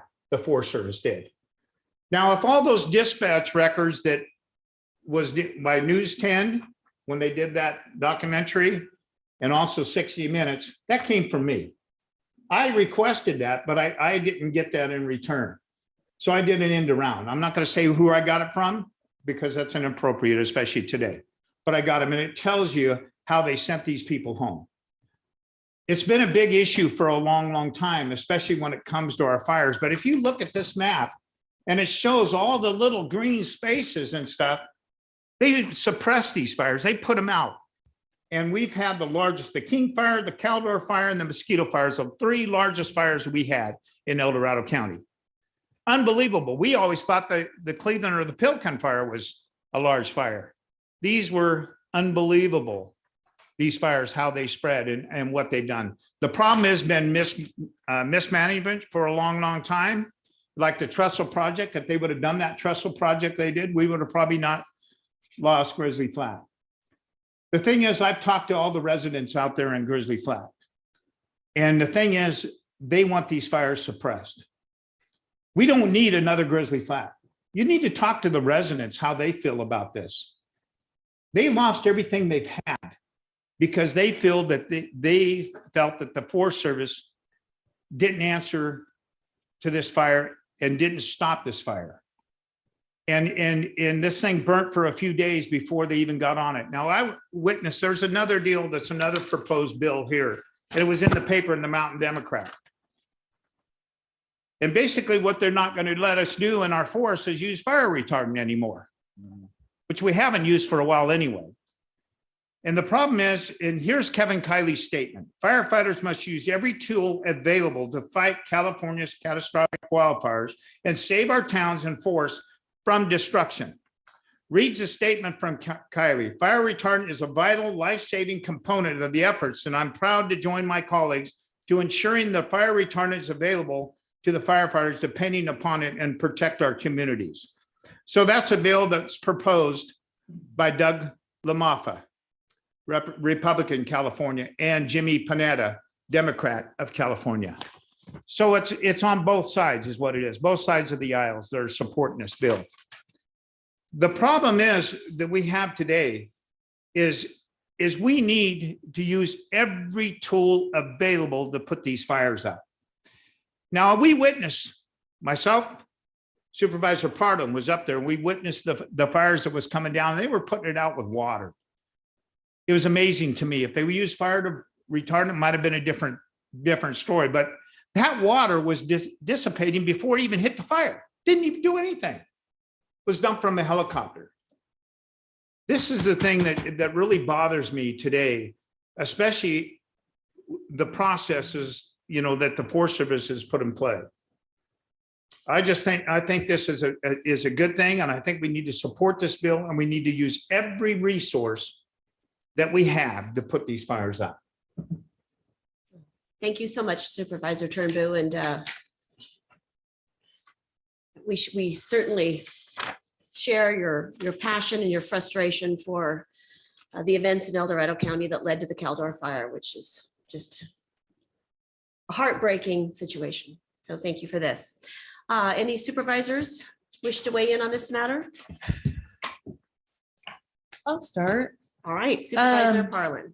This is a really tough one, and you know that, George. We had this conversation last year when the former bill, what was it, 6038, I think. Oh, I'm way off. 6903 Right. last year. Yes, exactly. We had the same conversation. And I think that we need to be thoughtful when we support or oppose proposed legislation. And our conversation last year, I thought, was very thoughtful. And this analysis letter from Don Ashton, looking at the current version of that bill, the 934, actually, I think it lays it out pretty well that the bigger problem, it's not the policies that are in place, because most of these policies already are there. It's the fact that they're not being implemented well. And that's where we need help, in my mind, from the federal government, from our legislators at the federal level, the accountability. There are already policies there. I don't think we need more legislation. We need somebody watchdogging the fire management from the federal level for us on our behalf. And more policies just aren't going to help. They're already there. So I get what you're saying, and I don't think anybody's going to disagree. You know, when we look back at things, we all wish they had been done different, honestly, and better. But Okay, go ahead. you hear what I'm Yeah, saying, though, I hear right? exactly And what you're saying. So and then we want to be careful that we're not supporting policies that either aren't necessary or conflict with our current way to, you know, fight fires and manage fires. There's a bigger conversation that needs to be had here, honestly. It's that accountability piece. And to me, this legislation doesn't do that. I don't know how or where we get that, though. That's the problem. I really don't. But it's not the legislation to add more bills when these policies are already there. So we've got to be really careful. And in my mind, you know, staff did reach out. I was on an email thread where staff reached out. RCRC specifically is doing a wait and see on this one to see if perhaps along the way, because we all know how legislation changes along its path. And so I don't think it's gone into committee yet, right? Has it gone into committee where it's gotten that feedback and they start taking red pen to it? That I'm not aware of yet. So in my mind, I think the board as a whole should do more of a wait and see approach on this to see where it goes. My understanding, and I don't have this firsthand, this is kind of like second or third hand, but my understanding is last year's bill, the 6903, I don't think it even got into committee for the conversation. It got dropped for whatever reason. So why don't we wait and see on this one to see if it gets into a committee? Maybe the committee will make recommendations and change it. I don't think we need to jump in right now, especially when there's not clear opposition. I don't feel there's clear support either. I know that something needs to be done though, but I'm just not thinking this is it. Does that make sense? I understand where you're getting from, and that certain committee McClintock sits on, and he was questioning the Forest Service, and he kept asking them questions. They couldn't give him a straight answer at all. And the problem is, I just don't feel that they're doing their due diligence at all when it comes to these wildfires. The problem is, back then, my cousin, Frank Carpenter, was the head of the Forest Service in our county. Back then, if you look back, there were loggers and stuff that worked for the Forest Service. They were. But back then, these people put these fires out. The problem is we have gotten away from a lot of the stuff. It's done because the Forest Service, I'll be honest with you, I think the environmentalists have infiltrated into a lot of the Forest Service now. That's why we have the problems. Look at the Trestle Project, for example, how it was delayed. If that thing wouldn't have been delayed the way it was, we wouldn't have probably lost Grizzly Flat. The Vulcan Project, same thing. The problem is somebody needs to be held accountable for this. And that's where the problem lies. Is it because of the lawsuits that are filed against the Forest Service to stop these projects? I mean, all I'm saying is, I think that we need to get a handle on this, because I got that letter, that email from Randy Moore, which was our district supervisor here at that particular time. Now he's in Washington, DC. And he submitted this letter to me as we did away with the let it burn policy. And that was October 8th. I didn't get this email until the 28th of October. And the fire broke out, if you remember, it was the 13th or August, I think, or August 8th. I can't remember particularly what time. August 13th. Yeah, August 13th. Sometimes I feel like he backdated it. I might be wrong, but it sure seems awful odd. How come that wasn't set out then? Especially with all the stuff that was going on. How come the county didn't receive it? How come it didn't get that email until the 28th? Agenda item though. Yeah, yeah. So anyway, it was just, to me, I just feel like we need to do whatever we can and every tool and every resource, especially when it comes to logging. This bill, basically, it says that you use every tool that comes to logging, or whatever, when they tell the logging crews that are out there that can put this fire out to stand down, that is not right. It's not. You use every tool, and that is in this bill. And But I believe my understanding is we already have that policy in place to use every tool. If they're not doing it, well, that's that's the piece that's problem, but that's, missing, and this thing that's- here will force the issue. But it to make them won't. do it. It But actually anyway, won't. all right. I appreciate Yeah. the dialogue. I would, at this point, I think, I understand some of the questions that you have. I think let's get some clarity from the CAO. How does our Office of Wildfire Preparedness and Resiliency, have they weighed in on this, and what is their viewpoint, recognizing that that working group is made up of our local firefighter professionals. We have a U.S. Forest Service representative on there, as well as the local professionals in this industry that are helping our county address wildfire. What is their perspective on the new amendments to this legislation? Yeah, thank you. So just to remind everyone that the county has taken great leadership on establishing the Office of Wildfire Preparedness and Resilience. Looking at Sue to make sure I got the acronym. I want to say OWAPR. That's what everyone calls it, right? Yep, I like that one. And then within that group, of course, Sue Henneke, and there's a whole group of people behind her in leading that effort that includes all the stakeholders. And within that group, we have the Office of Wildfire. It's a coordination group where the technical experts convene and discuss strategies and how to move this office forward. So the legislation was sent to that coordination group. They reviewed the legislation, and they're kind of following RCRC's lead at this moment. And it is a wait and see.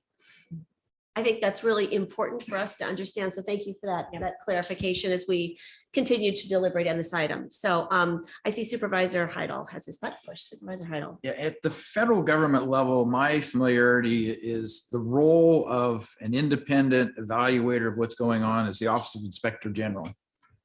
USDA has an Office of Inspector General. It would seem that they should be stepping up their efforts to look at root cause of fires and response and doing an analysis, and then reporting back to the Secretary recommendations on how we get better service, how we address things earlier in the time frame with some kind of analysis. Now, I don't know if that's been done on the Caldor fire, but when you look at that role, it would seem the Inspector General is the individual within those federal organizations is supposed to be the watchdog of how well are they doing? How well are they performing? Are they meeting the needs of the citizens that they're served by the Forest Service? So that's where I would focus some attention, not knowing how the USDA OIG really operates. It would seem that that's where there should be more emphasis on why isn't there a report that describes the investigation associated with it. It's available to the public.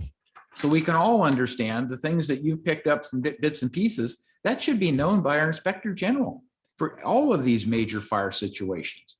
So that's where my thought is. And I think it probably is a little early to weigh in on this one.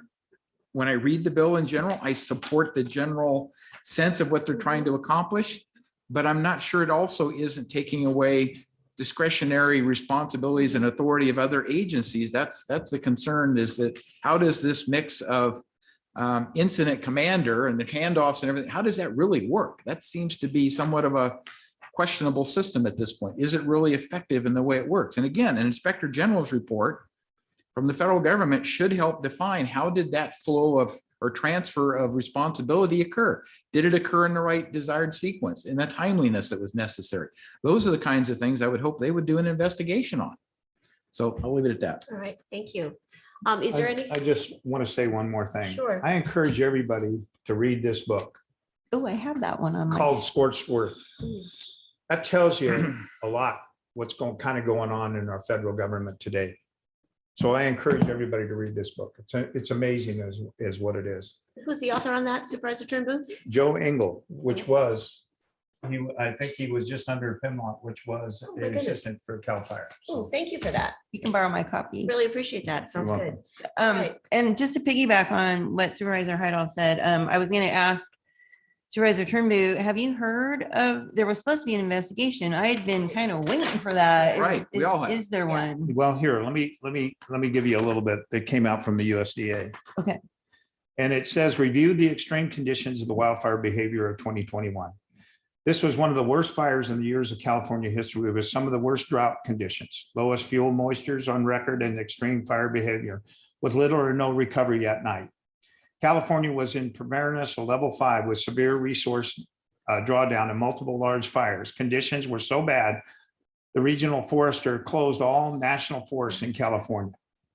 Displayed data from the existing GIS layers showing the history of the fuels treatment projects over the last 20 years on the El Dorado National Forest and the ramp up of treatments in 5 years preceding to the fire.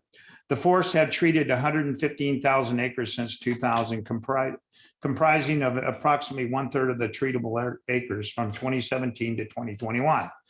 The fire ramped up its pace, treating 88,000 of the 115,000 acre total. Some of these acres had multiple treatments. Provided on orientation of the map showing a large fire history, treatment conditions since 2000, and projects that were implemented in the time of the Caldor fire. Focused in these 5 projects is the closest proximity of Grizzly Flat, including the Trestle project. These were various stages of completion with the Caldor fire began. The map also showed private lands in the area. We discussed the work done by the fire safe councils and industry partners. Zoomed in on the Trestle project and identified with such treatment units were completed under contract at the time of the Caldor fire and which weren't yet funded. The problem is they were funded. The problem is that money went for fire suppression, because a lot of the money, when we use this thing for good forest management, they took that money out of that area and put it into fire suppression is what they did. Showed a GS layer demonstrating the progression of the Caldor fire and clarified the ability and the resource address concerns that the resources have been pulled off the fire during the initial attack. The Forest Service and his partners put available resources in on the fire, including air resources, as much concerns as allowed. Due to extreme fire behavior and resources were temporarily pulled back for safety and ensure the personnel were accounted prior to engagement of the firefight. The next 2 days brought explosive fire growth with spotting and ahead of the main fire due to extreme conditions. The fire advanced through the Forest Service and Sierra Pacific Industries fuel mitigation treatments. Acknowledge the immense losses experienced to the community of Grizzly Flat as well as the community of Greenville, which was devastated by the Dixie Fire that same year. The Forest Service employees live in the communities we serve, and in many cases face evacuations and personnel loss, even though as a work suppressed the fires. We are always thinking of the losses the people face through wildfire. It is the drives that we get projects completed. We are continuing to focus on working with partners and Fire Safe Council that TWS funded in the Congress has provided to help communities moving forward. This was submitted by the USDA. The problem is a lot of this fund, these projects, it dates back a lot. And the problem is they start on this, but they never complete it because they run out of funding, because they take that funding out and they put it towards fire suppression. Tell this to the people in Grizzly Flat, how they feel. This is just a bunch of mumble jumble they feel, because I read this to them and they don't like it at all, because I feel that, you know, I mean, these people lost everything they had. And they feel that that trestle project would have been completed, it would have saved Grizzly Flat. The problem is that we have with the Forest Service, they have, you know, we talked about it many, many times. And when you're talking about 500 trees or anywhere from 400 to 500 trees per acre, when it should be anywhere from 78 to 85 trees per acre. The problem is our forest has been overgrown for many decades. And the problem because of mismanagement. And that's the reason why we have these horrific fires. And that's exactly what we just said, is that it's more about the mismanagement, not the policies. And Right. when I asked if there was an investigation, I still don't know if there was an investigation. And there was a statement in there that I have heard, and this is where I'm concerned. They said they pulled back their staff to keep them safe from the fire. So there's a lot going on here. And I think there is a that lot we going on. can't be second guessing what happened until there's a formal investigation that's released. I've not heard of one. We all have been Mhm. waiting. And again, I think we need to be very careful on this. If there's already policies and it's more a management issue, we need to know how to support better management. And I do like your idea, Supervisor Heidel, of an inspector general. Is that who's supposed to be looking into this? Again, though, we don't want to be waiting years for a report and a bunch of lip service. We really need our federal legislators to step up and demand accountability on the management. That's what we need. At this point, I'm sorry, Yeah, and so I don't know how we go about that. I think we are all in agreement with that. So at this point, Supervisor Lane. I guess I would just like to make a couple of comments that I haven't heard yet in this discussion. And we lost 235 homes in the Angora fire up in Tahoe, and we've had many close calls with regards to other fires. But fire is a natural form of forest health. So how it plays a role, I don't know. We moved into the forest. So when nature takes its natural course and it's combined with, as you pointed out, drought and climate change and many other elements that are very different than the little green fires that you're talking about on your map. I happen to have that same map in my office up in Tahoe, and it's huge. It takes up the whole wall. And I stand in front of it and I look at it often. And a lot of those little green fires that you're talking about also occurred back in the 1800s. So it was a very different time. I do not pretend to be an expert in this area, and I would not feel comfortable taking a position on this until I heard from some of the professionals that are in our area, that are at our fingertips, and I would want to hear their thoughts. My concern is one size never fits all. And when we've suffered the horrific loss that we all suffered and that we all dealt with the Caldor fire, but we make knee-jerk reactions because that is so heavily on our mind. It's like telling a doctor that no matter what, if someone tests positive for strep, you have to give them amoxicillin. No other choice, no other different kind of antibiotic that might treat the situation better given different circumstances within that person. So I just think this is fire suppression at all costs will cost us in the end somehow, some way, because fire is a natural way of rebirthing our forests. And I've seen it time and time again. They come back more beautiful, more healthy, and more responding. So how do we live within it and take care of our forests? I do think is the point that Supervisor Parlin was making as well. And I agree. It's how do we maintain it so that we can live in it and not burn down in it when nature takes its course. Much more complicated discussion than I think this is today, but I appreciate the discussion. Yeah, I got one more thing I want to say. Okay, briefly, and then we'll go to public Okay, comment. the biggest thing is, and you were talking about this, re-beautifying our forest. Sierra Pacific plants, when they have a fire goes through their property, they plant about 98%. They replant. Our national forest, the Forest Service plants anywhere from 2 to 3%. So how do you talk about beautifying our forests if they don't replant? This is one of the biggest issues. It's been a long time. Now, I remember when I was young American foresters, we used to go out and replant in our forest all the time. I was a Boy Scout group is what it was. And we planted several plantations and stuff where fires went through. The problem is they don't have it. You remember Forest Genetics that we had right here in Camino? They grew the trees there with seedlings and stuff, and then we took them out and we planted them. We have gotten away from that. Policies have changed, is what it is over the years. And you're talking about the little green fires. The reason why those fires put out, because everybody that worked at the mills, we had 28 mills at one time. We had all the loggers and everything. They went out and they suppressed the fire right away. They put them out. They used every resource that we could to put them out. That is not being done today, especially when you're having logging crews out there that could actually get on a fire and put it out right away. And they're telling them to stand down. That is wrong, is what it is. It's happened several times. My cousin David sat here when we were talking about it on the Caldor Fire, he sat in the back there and he wanted to come in here and talk to me about that. You all right? So anyway, he wanted to tell me what was going on. And I don't know if you remember him sitting. I know you don't remember, but I don't know, everybody else did. My cousin David, he told me what happened on the Caldor Fire when they were out logging. So I'm just saying this has been a big issue for a long time. And the problem is they're not following the policy that they put in place. All right. Well, thank you for this thoughtful discussion. I'll reserve a few comments till after public comment, but recognizing I think our discussion today is recognizing the enormous complexities of this issue. So Kim, let's move to public comment, please. Now taking public comment on item number 14. Individuals will have 3 minutes to address the board.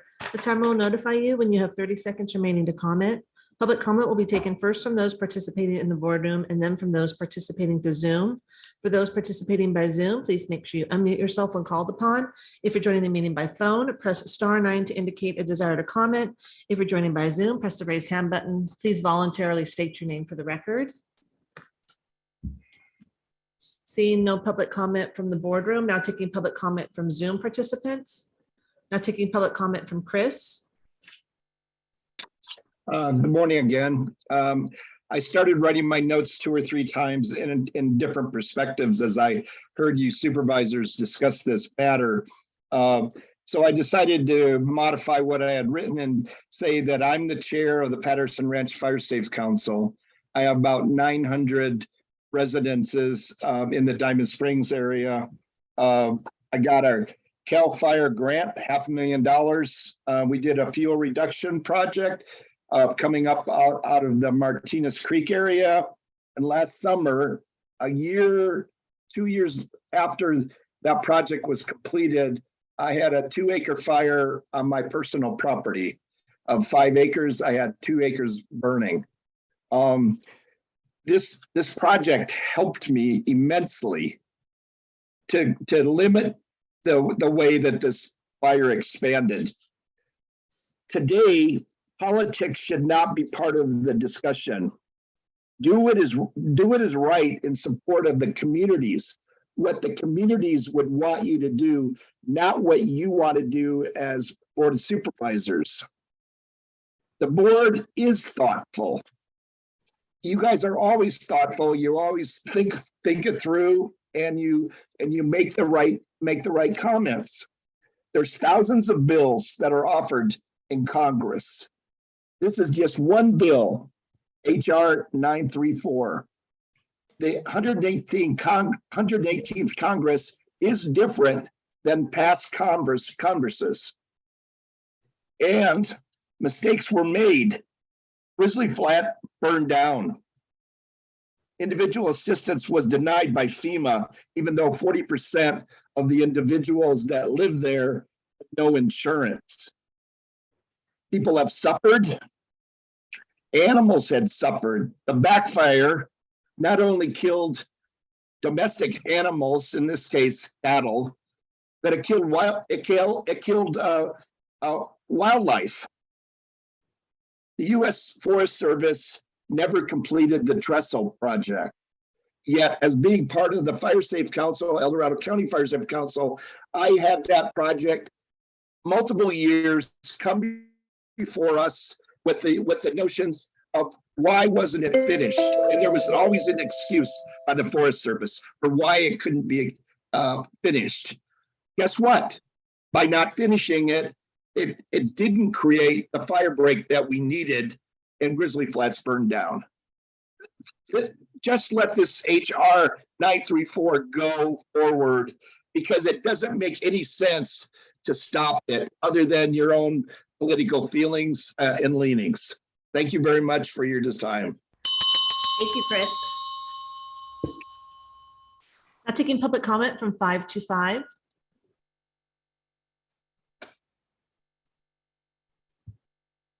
Hi, this is Lyle Bennett, Coshan, Shingle Springs. I appreciated everybody's comments, but I lean in Supervisor Lane's direction.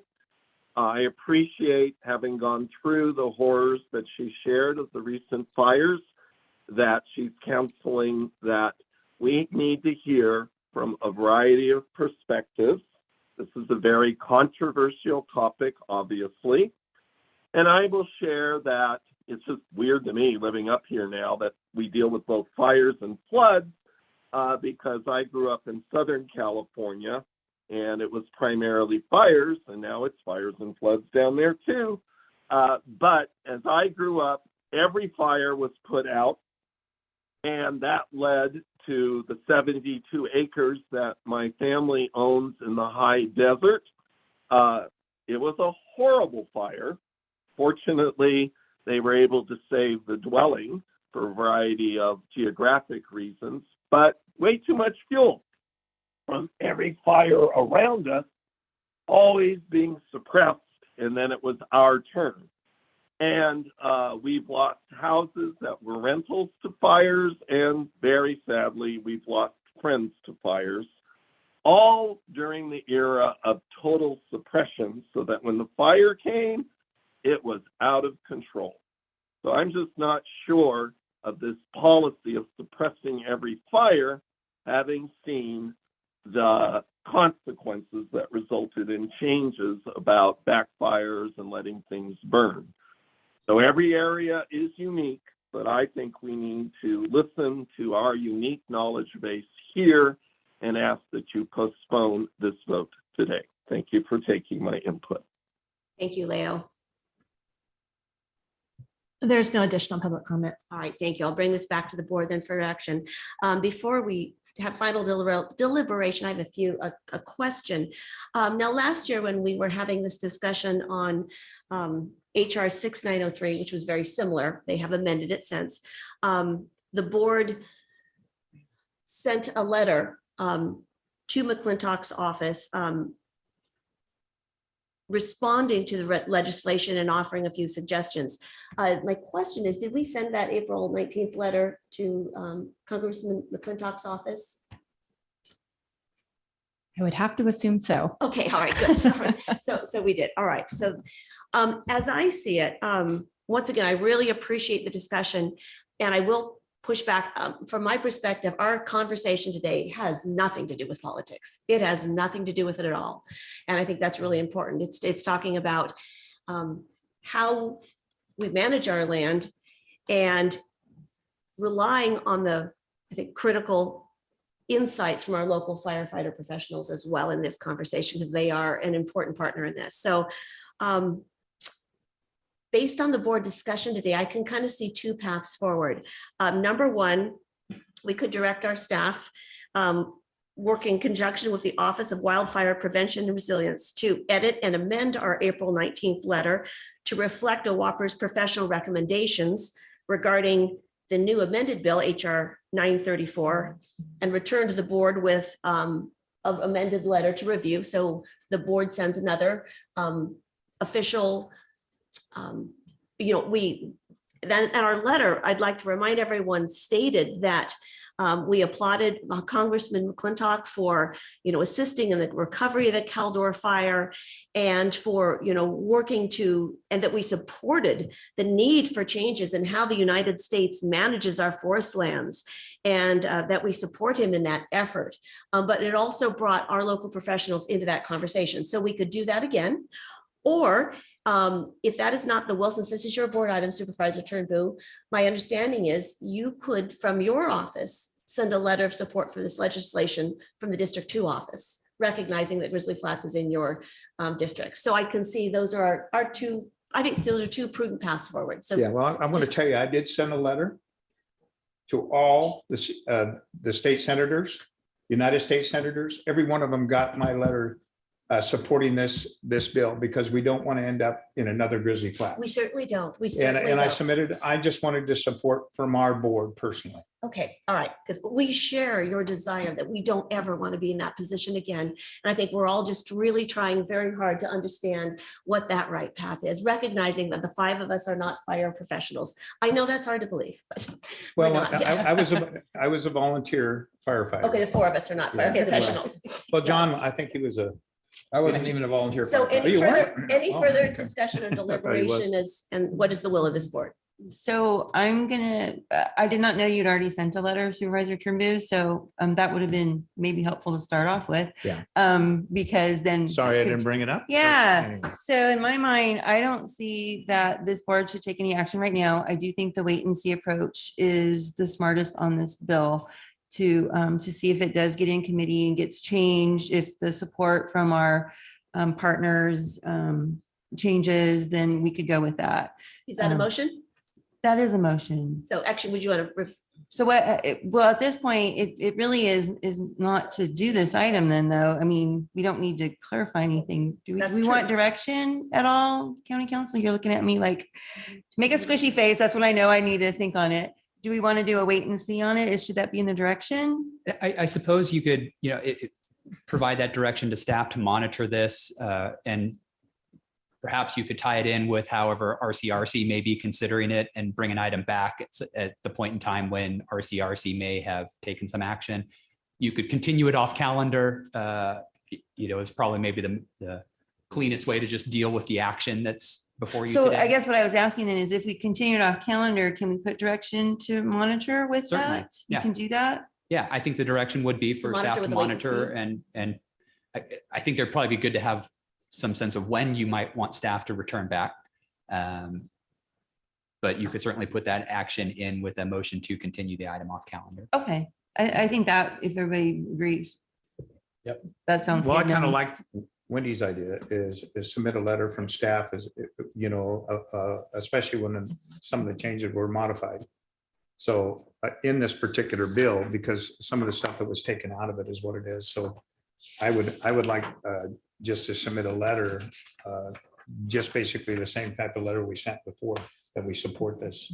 Well, it was not a So, letter. of it's not a support, It was not a but- letter of support. Okay, So so. based on our April 15th letter from, or Yeah. 19th from Okay, so- last so year. I just will take actually- that- I will actually make a motion then. Okay, To direct staff in conjunction with the Office of Wildfire Preparedness and Resiliency to edit and amend our April 19th, 2022 letter to reflect OWAPR's professional recommendations regarding HR 934 and return to the board within 60 days for the board to review and then send.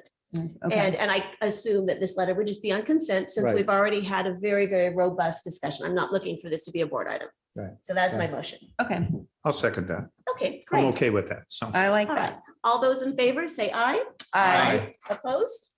Motion carries unanimously. Thank you so much and appreciate the thoughtful discussion. Okay. And thank you for everyone's patience on our 10:30 time allocation. So Kim, can you please read that item 15? Item 15 is a hearing. The board is asked to consider a request from the El Dorado Hills Community Services District to adopt and authorize a chair to sign a resolution increasing development impact mitigation fees for Parks and Recreation by 4.9% based on a change in the annual consumer price index adjustment calendar for the year 2022. Supervisor Thomas, could you please open the hearing? At this point, I open the public hearing and morning. Good morning, Board. Tara Stout, Chief Administrative Office. Today's hearing is to consider a request to revise development impact fees for El Dorado Hills Community Service District. The California Mitigation Fee Act provides for the establishment of fees on new development for the purposes of mitigating the effects of development on existing public features. The Board of Supervisors adopts these fees on behalf of the special districts based on their nexus studies and their fee reports. The El Dorado Hills Community Service District includes a recommendation for an annual inflationary adjustment. However, the Mitigation Fee Act requires that any request of the fees must be made by resolution of the Board of Supervisors at a notice public hearing. The board has approved increases previously for calendar year 2020 and 2021. Approval of today's resolution would increase El Dorado Hills CSD fees by 4.9% based on the change in the construction cost index for calendar year 2022. If approved by the board, the revised fees would become effective 60 days following the board's adoption of the resolution. All right. If there's any questions. Thank you so much, Tara. This is a fairly straightforward item, but appreciate you being with us. Any board questions or comments at this time? Oh, this one's great. I'm not seeing any buttons. Pretty Okay. straightforward, yeah. Great job, Tara. At this point, let's open public comments. Now taking public comment on item number 15. Individuals will have 3 minutes to address the board. The timer will notify you when you have 30 seconds remaining to comment.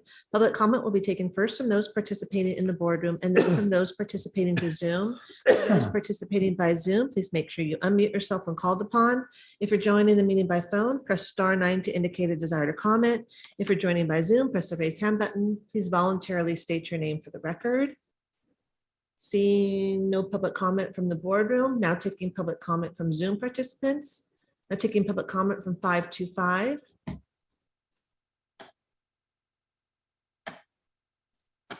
Hi, Leo Bennett Koshan, Single Springs. Just have one quick question, which is basically process. I always appreciate on these items if the actual dollar amount, when you actually go and you pay the fee, if that is disclosed publicly rather than the percentage. Thank you for taking my comment. Thank you, Leo. Any other comments? There's no other public comment. All right, perfect. Now I will bring it back and at this point close the public hearing. And I believe the current fee is listed in the board item. Tara, do you want to answer that or? The current fees are listed in the board item. It shows what the current fees are and then what it would be if the 4.9% was made on the adjustments. So they are listed right there in the staff report. Perfect. So thank you for that. All right. So at this point, I close the public hearing and bring that back to the board for consideration, deliberation. I'd like to move approval of this item. Second. I heard the Supervisor Lane second it. All those in favor say aye. Aye. Motion carries unanimously. And Mr. Lowen, thank you for being with us today. Kevin. All right. So with that, we are done with our agenda items and we have no closed session items today, which is quite amazing. That's a nice refreshing change. At this point, do we want to just move into lunch or do to and froms? This wasn't lunch. I'm not done with my. All right, that yet. sounds good. So at this point, we will. Big lunch. I know, it's kind of nice. Yeah, it's kind of nice. See everyone back here at 1 p.m. for our time certain open forum. Thank you all.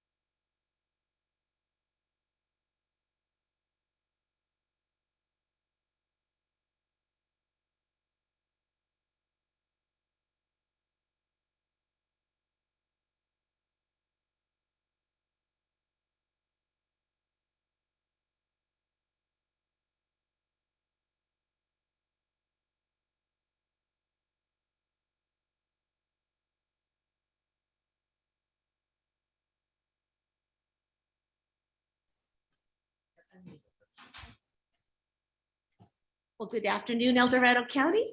We are back and nice to see you here. At this time, we are at our 1 p.m. open forum session. And just look forward to having you here today. We want to welcome you. And before Kim opens our public comment period, just want to make sure that I'd like to read something from our board protocol sheet for those of you that are new to our board chambers, that the board wants all members of the public to feel welcome to speak, especially regarding controversial items. Time for public input will be provided at every Board of Supervisors meeting. Individuals will have 3 minutes to address the board. And if 3 minutes are exceeded, the speaker's microphone will be muted. Don't anticipate that. And applause or other outbursts are not allowed in the board chambers. So those are just rules of engagement here. And just thank you for adhering to the 3-minute limit, as that allows everyone to be heard. So with that, Kim, can you please open public forum? Now taking public comment on open forum. Individuals will have 3 minutes to address the board. The timer will notify you when you have 30 seconds remaining to comment. Public comment will be taken first from those participating in the boardroom and then from those participating through Zoom. For those participating by Zoom, please make sure you unmute yourself when called upon. If you're joining the meeting by phone, press *9 to indicate a desire to comment. If you're joining by Zoom, press the raise hand button. Please voluntarily state your name for the record. I also encourage you, if there are a lot of you that want to speak, please feel free to line up on the middle aisle and approach the microphone. This time is now yours. You guys might go first? Please come on down. Okay. Good afternoon, everybody. I just wanted to thank the Honorable El Dorado County Board of Supervisors, Chair Wendy Thomas, First Vice Chair John Heidel, Second Vice Chair George Turnbull, Lori Palin, and Brooke Lane, as well as the rest of the staff for allowing me to speak today. My name is George Kosturko. I am a Public Information Officer for the U.S. Small Business Administration Office of Disaster Recovery and Resilience.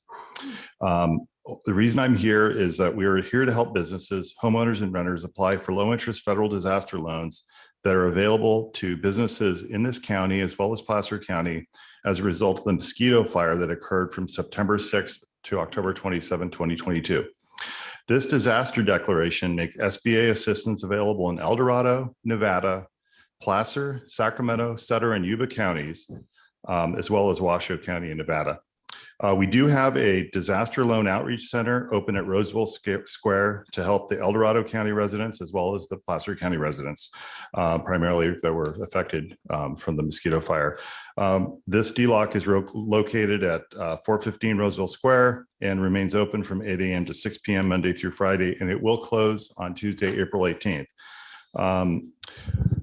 There's been some question regarding the length of time. My understanding is that there was originally a request put to FEMA. Apparently, we were reached out to earlier last week and asked would SBA be willing to step up and open the DLOC. So we agreed to do that. So our agency, we have what's called an agency declaration. So what that means is that all residents, homeowners, businesses, renters that have been impacted by that disaster have until June 5th to file for physical damages, enroll in our thing. Now, we don't do grants. These are loans. These are low interest loans. They're very good interest rates. I don't want to take a lot of time because I only have 3 minutes here. But there's another deadline called the economic injury deadline that goes until January 4th of 2024. And the benefits, though, are for individuals and families. That's up to $200,000 to repair or replace real estate for homeowners, and renters up to $40,000 to replace personal property. Businesses have up to $2 million available to repair or replace real estate. And then the economic injury thing is only available to the businesses, nonprofits, and those organizations. So at any rate, if you have any questions, I'd be glad to answer some. I'm going to leave some materials at the back of the room. I have been emailing every community service district, all the fire districts, the economic development folks. So there should be some information out there, but we're here to answer questions. George, I thank you so much for providing this information to our residents. And if I could ask you to give a copy of whatever you have to the clerk of the board. I will absolutely we do will that. make sure that she gets that information to all of us so that we can share that with our constituents. Okay. So thank you so much for being with us. Thank you Appreciate so that. much for Yeah, thank you. thank you. Good morning or good afternoon. Come on down. My name is Melissa Quaid, and I'm a resident of El Dorado Hills. I'm here today to talk about Project Frontier. I know several people last week brought up the issue that this project requires a site zoned as industrial heavy based on the El Dorado County zoning code. While that issue can't be stressed heavily enough, since I only have 3 minutes, I want to address today the serious health risks this project poses to the residents and students in our town, and the years of secrecy that have gone on to get to this point. Briefly, regarding the industrial heavy zoning code, I'd like to remind everyone that even within that zoning, which has the fewest restrictions and is not what this site is zoned for, that says that a conditional use permit is required for uses having the potential to pose a safety hazard or produce particulate matter.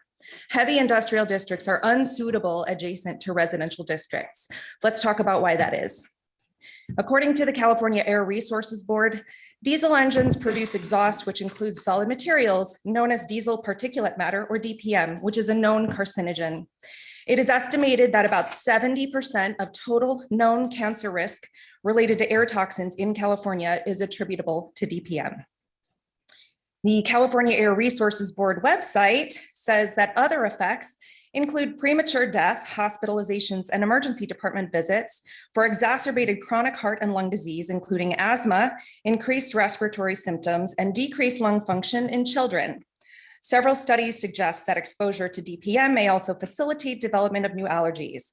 Those most vulnerable to non-cancer health effects are children whose lungs are still developing, and the elderly who often have chronic health problems. And this is what the county wants to put right next to the 2 largest senior communities in the county, and within 2 miles of several schools, daycares, and preschools, including a new high school slated to go right next door to this project. That would be absolutely immoral. I also want to address the secrecy surrounding the project for the past 6 years. The county's use of an NDA is antithetical to the concept of democracy.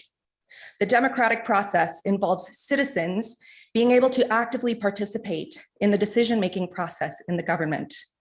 The meaning of democracy is government by the people.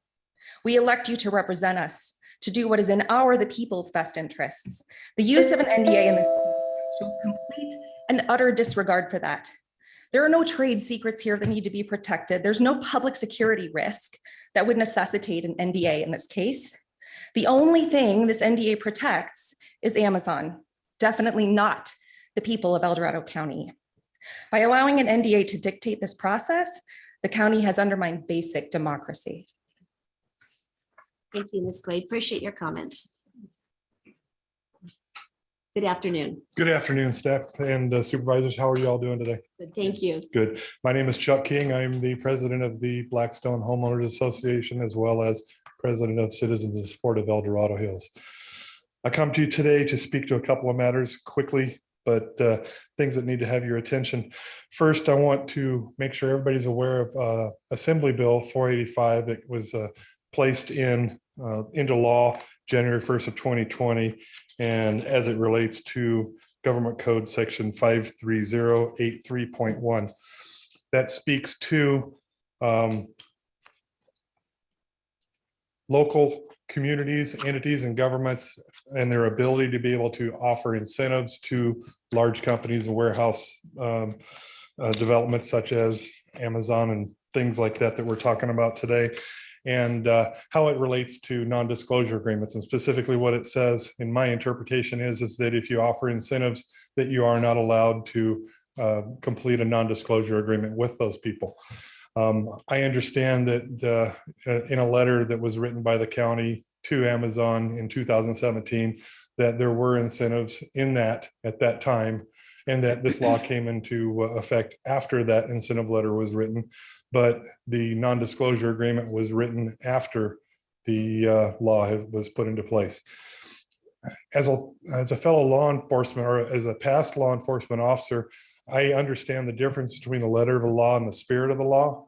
And for those who may not understand it, the letter is by every word in whatever statutory book we're talking about, but the spirit is to make sure that we're trying to enforce the laws fairly and equally in a way that we can all cohabitate. And in this particular matter, I do not feel that we as a group are following the spirit of the law by allowing that incentive letter to go out and then use a non-disclosure agreement after the law had been put into place. Secondly, I'd like to talk, well, you know what, I'm gonna hold off because it's longer than 1 minute, so I'll let someone else speak to it. I do thank you for your time. I hope you all have a great day. Thank you, Mr. King. Okay. Appreciate it. Good afternoon. My name's Marcus. Last week I stood here and I challenged you to do something. Not one of you did. So today I'm here to assign homework. To start, we have the Sacramento Regional 2008 NAAQS. This is a document that this body adopted. It's a commitment to reduce emissions. I brought you a copy because it seems like you forgot about it. I have some articles for you. Going Mega, Inside Amazon's Unprecedented Strategy of Rolling Out Massive Warehouses. Unfulfilled Promises, Amazon's fulfillment centers do not generate broad-based employment growth. Warehouses, Pollution, and Social Disparity, an analytical view of logistics industry impacts on environmental justice communities across Southern California. Amazon fulfillment centers, their impact on air quality and the surrounding communities. How giant Amazon warehouses are choking a California town. Ontario was once the center of the dairy industry. Now it's home to Amazon's largest warehouse and hundreds of others with dangerous consequences. Amazon warehouses boom linked to health hazards in America's most polluted region. Treated like sacrifices, families breathe toxic fumes from California warehouse hub. A diesel death zone spread, pollution regulators place new rules on the warehouse industry. Are warehouses in the Inland Empire a blessing or a curse? Online shopping may be impacting air quality in Southern California communities. Mega warehouses take a toll on environment and their localities. E-commerce pollution is choking Southern California communities. Residents upset over the proposed Oceanside mega warehouse facility in industrial area near municipal airport would share access to road with nearby residential community. What it's like to be boxed in by Amazon. And as online shopping booms, warehouse workers and communities near internet retail logistics centers are demanding solutions to protect their health and environment. Polluted schools. 169 LA school centers are too close to LA freeways. A document from this body, this county, that commits to reducing air pollution for the betterment of its citizens. World Health Organization health impact of smog and pollution. The World Health Organization outdoor pollution is the leading environmental cause of cancer and death. American Lung Association information on living near highways and air pollution. Children and pollution. The International Journal of Play, the outdoor environment and children's health and multi-level approach. Air pollution exposure and lung function in children. Small changes, big impact, exposure to air pollution and reduced lung function in children. Thank you, Marcus. And if you would like to give those handouts to the clerk of the board for us, happy to review them. Thank you.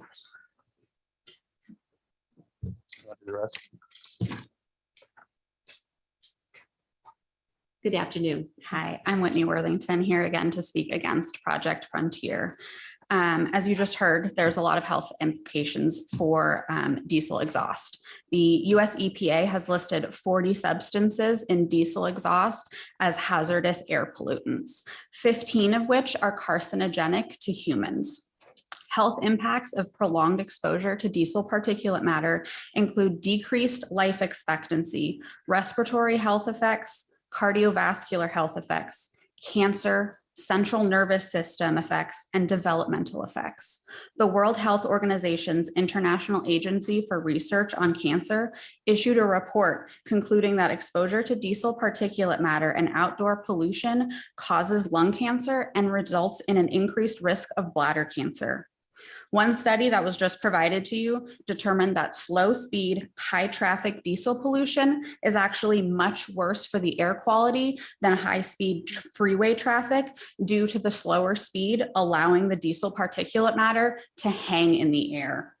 So I'd like you to imagine 1,280 trucks per day slowly going through our roads, town center, past our schools and our houses, dumping diesel particulate matter all over our houses and schools. It will rain down on us rather than being dispersed at the higher speeds that you would see on a highway.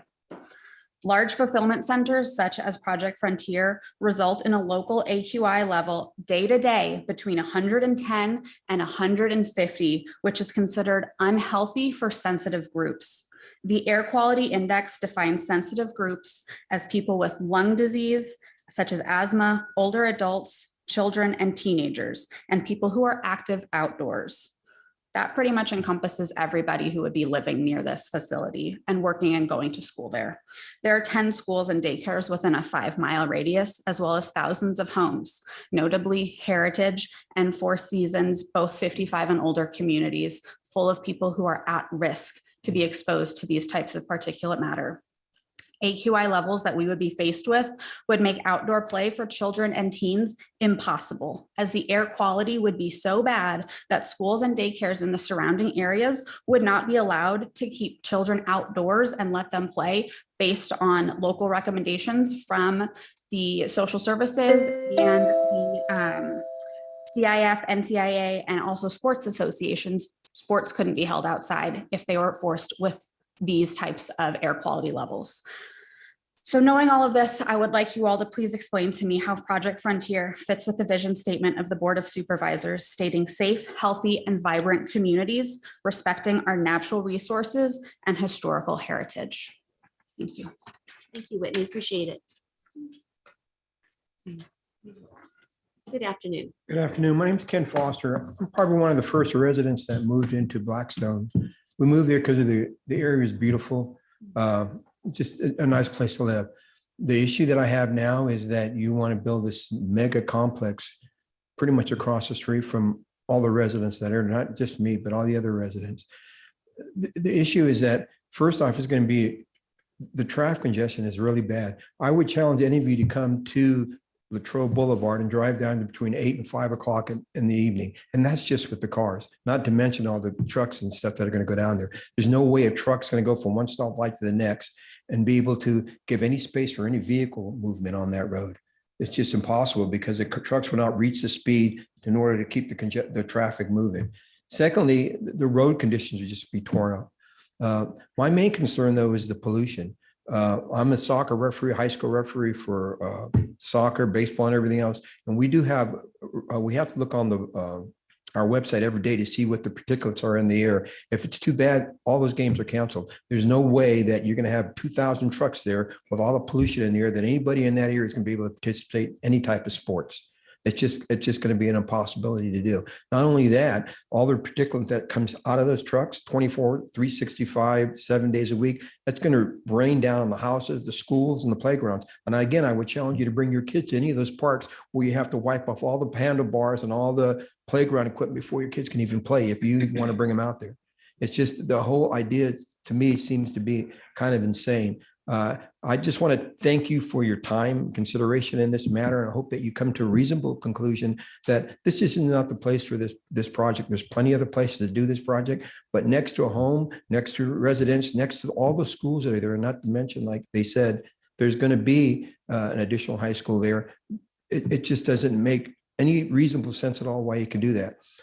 Lastly, I was in the transportation industry for the last 20 years in San Francisco. I was a training supervisor there, and we took care of buses and all the other vehicles that are out there, and they're all diesel. The problem with that is that we did studies and we had to turn the buses off for certain periods of time so the residents could have the air quality could improve. The buses that we do work on at night had to be hooked up to vacuum so the diesel would be purified when it comes out. You don't have any of that facility there. So, and this is just different locations that we have the buses throughout the city. We don't have those problems because we reduce the emissions by those exhaust fans and by keeping the vehicles off. Your vehicles aren't going to be off. They're going to be standing there loading, unloading, and moving down the road at a slow rate of speed, which is going to cause more particulates to be in the air. And I thank you for your time. I thank you for your time and I hope that you come to, like I said, a reasonable decision in this matter. Thank you. Thank you, Mr. Foster. Good afternoon. Good afternoon. My name is Jay Carlin and I live in Grizzly Flats in the Bern area. And I want to apologize to John and everybody else in advance. Please don't take what I say personally, but I was 25 hours shy of having my insurance approved, so I lost everything I owned. And I came here over a year ago to talk about the temporary housing. And I understand that the funding got approved, but now it's going on over 2 years now, and I haven't seen any response to that. And I'm just wondering where you're at, or if you're just waiting until nobody needs temporary housing, or what's going on with that. What we do is we take public comment and then we answer questions at the end Okay, of public all comment. right. Well, So- that's all. Some of the hardships I've dealt with is my mailbox has been 22 miles away for 20 months now. And when gas prices are $5 something a gallon, we got to deal with that. No post office, no a lot of times no deliveries up there or anything. And, waking up to 4 foot of snow and you're living in an RV that somebody loaned you for a short time, it makes it really rough up there. And so I'm just wondering where we're going with that. And thank you for everything you guys do. I really appreciate it. Thank you, Mr. Carlin. I'm so sorry for what you're walking through. And Supervisor Turnbull can get Yeah, I'll in address touch that. I'll with you address that to when you get address done, that. He says he has information for you. Thank you, Supervisor Turnbull. A lot of information, so. Perfect. Thank you. Good afternoon. Hi, I'm Kathy Adams from Grizzly Flats. I was here a couple of weeks ago about getting the community cleanup day. And thanks to Turnbull's office, we are getting that back. So eventually you'll be able to see my flowers on the property. It's going to be better than Daffodil Hill because I have tulips and I'm going to have sunflowers that the deer love to eat. So we may not be a destination town, but you'll come see my place. It's been a double tragedy for us, the fire and not getting FEMA. And it takes a village to raise a child.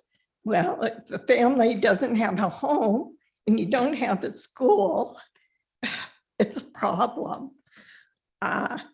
Fortunately, it's neighbor helps neighbor up there, and they fill in the gaps where government and nonprofits haven't. So I have a neighbor that has milled wood and made sheds for neighbors at his own expense. And that's not cheap because he's got to buy the hardware and he's got to buy the roofing, which is metal. What upset me is I am grateful to the nonprofits, but when I have a head of a nonprofit go, oh, well, we're not going to help try to build homes in Grizzly because it didn't work in Paradise. It's too hard. Hey, what's hard is living in an RV. That's the reason they all go to Arizona in the winter. They don't hold the heat. Your hoses with your water freezes. You have to use wet naps, baby wipes to stay clean to go to work. So I'm gonna get bids to buy and build a home.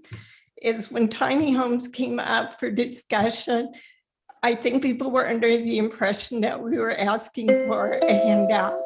We're not. We're asking for a hand up.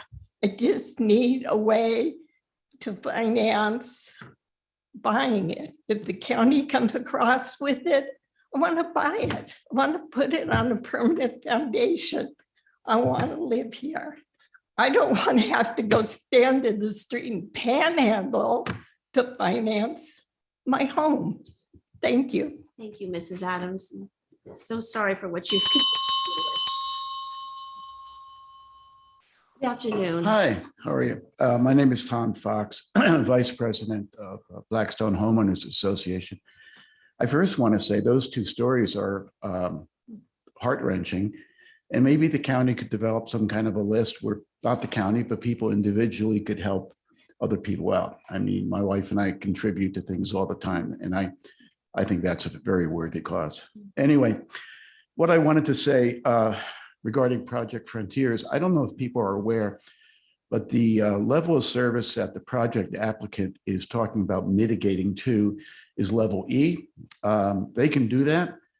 We think they can do that, but if they do, you need to be aware they're chewing up capacity for any other future project. In other words, that interchange is a bottleneck. It's not going to get any bigger. If they come in and they chew up capacity, any other development coming in here is out of luck. So, and I'd like to cede my 2 minutes to Chuck King if I can, my remaining. Only one shot at the microphone. I'm sorry. So 1 minute, 3 minutes per speaker. Okay. Yes, thank you. So Well, if you those want my to finish comment- up, please feel free. Well, that really was my comment. Again, I encourage you to look at what the capacity is, how much of it they're going to chew up, and talk to your own planning department, find out that you may be prohibited from passing, well, I should say applicants in the future opposing a new development will not be able to satisfy the county's traffic requirement. That's probably a better way of saying it. So you need to keep that in mind. Final point is that Chuck and I have been trying to make appointments with each of you separately to sit down where there's more than 2 or 3 minutes. We've met with a few of you already, and we would love the opportunity to meet with the remainder of you, yourself, John, et cetera, and see if we can lay out our case in a dignified manner. Okay. Sounds good. Thank you. Thank you for your comments. Appreciate it, Mr. Fox. Is there anyone else who would like to speak? Good afternoon. Good afternoon. My name is Steve Simmons. I'm the treasurer, board of directors of Blackstone. I was here last week. And today, April 11th, is my education day. However, I'm confused and I hope you can help me. Project Frontier, is that a code name or foreign language that means politicians don't need to follow the rules? As I mentioned last week, when was the last EIR issued, completed?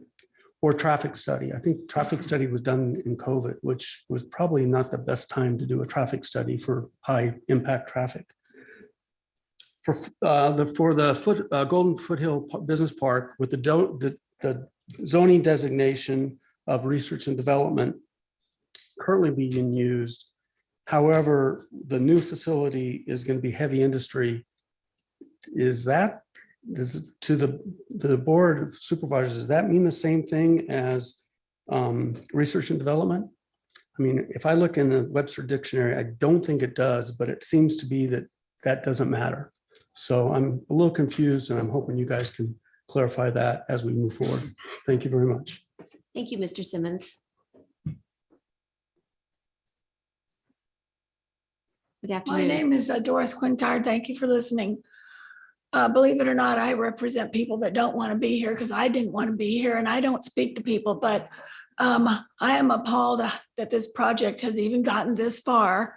And I have to say that only one person that I've either spoken to in all the time that I've heard about it has said, oh, that'd be great. I'll get my stuff delivered early. And then when I tell them what it really is, they're appalled also. Thank you. Thank you, Doris. Terry, you want to speak? Takes me a minute. That's fine.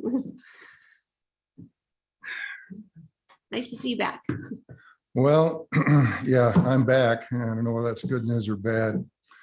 I was listening to what these people were saying, and I came up here kind of on a whim. I've been staying down at my daughter's house in Citrus Heights for the last several months, and therein lies a story which I'll get into later. But I'll get to the point. In March of 2020, my wife passed away after basically 20 years of fighting medical problems.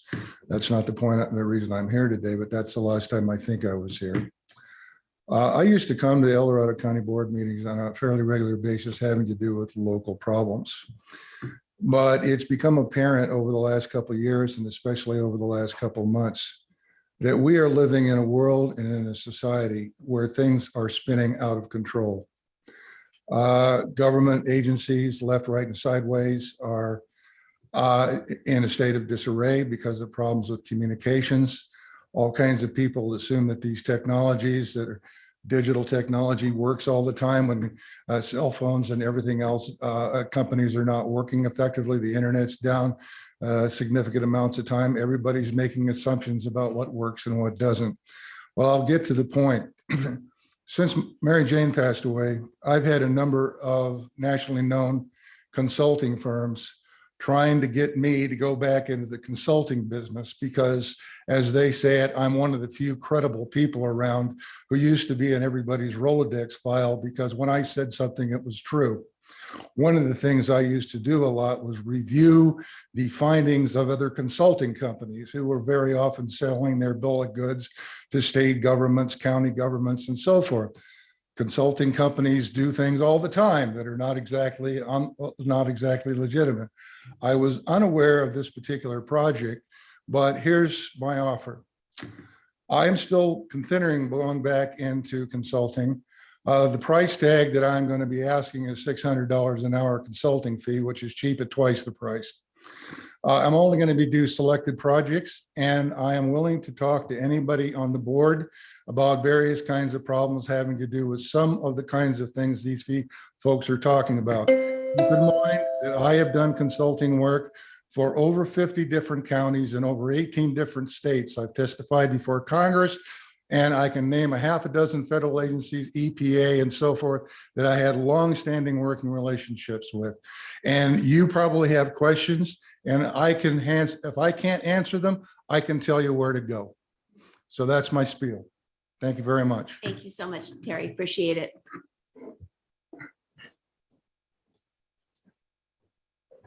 Good afternoon. Good afternoon. I'm here today to share some feedback for you, Supervisor Thomas, and the board as a whole. First, I'm not surprised by your vote to disband the Human Rights Commission. As I said in January to you, your family intentionally profits from the marketing of nooses on its property, a terroristic symbol under the California Penal Code defined as representing a threat to life. When that was publicly criticized in late 2021, the Puthoffs were put out. Your mother wrote a public letter titled "In Defense of the Noose." 1 year before, your father wrote a public letter saying that a hanging effigy, quote, "is very good for business," unquote. For those reasons, I don't shop at their business, nor do I shop at or drive through downtown Placerville. You represent both places, but you can't be bothered to speak out against terroristic symbols on display in our county seat, all for the sake of cheap profits. Second, one of your constituents is a chapter president of a national group whose logo includes a man hanging from a tree with the words Placerville, CA, and whose leadership's trial for seditious conspiracy against the United States is ending this week. Likewise, you can't be bothered to speak out against sedition or domestic terrorism in your nation, your district, or your county. So much for your oath of office. When that group confronted me in this very room last year, you went out of your way to come in the audience and meet and greet them during a break, but you avoided me altogether. You also dismissed my public harassment in the lobby during a previous board meeting. So much for your support of the board's strategic goal of healthy communities or enhancing the safety and quality of life in El Dorado County. If you follow a family trait of confrontational response to public criticism, including my own here, that may be good for your personal brand, but it's irresponsible for an elected official and especially for a board chair. Third, you've lately created a habit of putting items on the board agenda that lack any evidence to act upon, like disbanding the Human Rights Commission. Worse, you allow board discussion, motions, and votes on issues outside the scope of those noticed items, and it gives the impression that you're just making up stuff on the fly for you and the board as a whole. You come across sometimes as fraudulently as your acts to disband the Human Rights Commission were. You appear to be driven by personal interests rather than being able to forge a collaborative solution for the good of all in El Dorado County by this board. As your constituent, I don't presently trust you, nor do I respect you. You've severely damaged this board's integrity, and I worry that you don't really care. Nevertheless, I have faith that you can rise to the leadership that your governance handbook requires of you as chair and supervisor. I hope that you will demonstrate that going forward, and in all sincerely, I am ready to offer my support if you do so. As far as these particulate matters, I would encourage you and your audience to look to Salt Lake City. I've lived there, and the asthmatic conditions of heavy particulates as a whole against the community are awful. It's something that I can help share with them and with you. Thank you. Anyone else that would like to speak? Come on down. Good Okay. afternoon. My name's John Baslin. I live in Blackstone. I've been here about 5 years. And I'm not used to talking to people who don't talk back. So I know it's awkward. first off, I invite everybody to go to one of these mega facilities, which probably none of you have. I could tell you got to go visit one. It's like when there's these like hurricanes in Kentucky, wherever, and then the president goes and visits the disaster. So I predict, or I say you guys address the disaster before it happens and really go visit one of these facilities in a community. I worked in the transportation industry for 36 years with UPS, part as a driver, part in sales. And when I was in sales, I had to go to these mega facilities. And the first 2 or 3 that I visited, I was sort of shell shocked. I'm like, wow, how big is this? 3 million square feet. And the amount of trucks that were going in and out of those areas was unbelievable. But the thing is, all of those are in a very rural area. Louisville, Kentucky, Memphis, Mississippi, Tennessee. They're not in an affluent area like Blackstone. You got Beverly Hills, you got Los Altos Hills, and you got El Dorado Hills. Well, people aren't going to think like that anymore. They're going to think, oh, the El Dorado Hills. I remember we used to stop there on the way to Tahoe, but now there's too much traffic. I'm not going to go there. Let's just go up to Placerville and go there. It's still in the general area, but you got to think of what it's doing to the community. And whatever report you're looking at, you verify them. Go visit one of these facilities and see for yourself what it does. Go talk to the people over there, see what it does. When I bought my house 5 years ago in August, I said, I finally made it. This is it. I go in my backyard, I go in my hot tub, whatever. And I got the scenery, although I see new homes on the hillside, which is fine. But now what's going to prevent these truck drivers who have GPS in their trucks to say, oh, you know what? I'm going to cut through Blackstone Parkway. Who's going to stop that? Is there anything in place that is going to prevent them from going down Blackstone Parkway, cutting across Valley View, and then getting on White Rock? Truck drivers do what their GPS say. And I just say it's a bad business decision. And I know politicians, their number one goal is to be reelected. So if you guys create a disaster, you're going to have to deal with that. That's it. Thank you. Thank you, Mr. Baslin. Seeing no additional public comment. There's one more, Kim. All right, come on down. Come on, Karen. That's what I get you. I gotta get some laughs here. My name's Gary Hales, 198 Blackstone Court. I'm retired, as you can see, environmental health specialist with different counties in the state of California. My main job was plan development. EIRs, environmental impact reports. I reviewed them for 30 years. And when I found out, which I think is true, that the county here is planning this development frontier project and Amazon, I was shocked when I found out they aren't doing a present day EIR. Now, an EIR is an environmental impact report, and the reviewer reviews the California Environmental Quality Act. That's called CEQA. And it's very important that they go through this because the laws are constantly changing. There's new amendments and new bills as I speak right now in regard to the CEQA laws. And we can't ignore that. If we do, it's like you people going to a dentist and you take your x-rays that are 40 years old and you bring it in to your dentist and say, here, get to work. You really think he's going to do that? It's no different than an EIR. I'm begging, I'm pleading with you, have the county do this or have them fetch it out. The CEQA laws, just in the last 5 years, there's been 3 new bills right now with the state of California and 2 amendments to it as well. And you can imagine how many there has been since 1982 when this county approved that land for an environmental, through an environmental review, which wasn't really an EIR. And it wasn't anywhere comparable to what it is today. It's very important that you remember this, people. You got to have this before you make your decision here when it comes to any kind of review from the county. We need that EIR. It's not necessarily a holy grail, you could say, but it's very important that they do this. Also, there's other state agencies that this needs to go through. And I heard people out here come up and talk about the APCD, which I worked with a lot too, Air Pollution Control District. This is very important that the state of California looks into this, and also the State Department of Fish and Game. Have you ever heard of the Endangered Species Act? Yeah, the county of San Mateo just denied a huge development down there because of the mountain lion. It's an endangered species as of 2020 with the Department of Fish and Game. And they had to deny it because of that. And nobody's looked at that either. Thank you, Mr. Hill. Thank you very Appreciate it. much. Thank you. Seeing no additional public comment in the boardroom, now taking public comment from Zoom participants.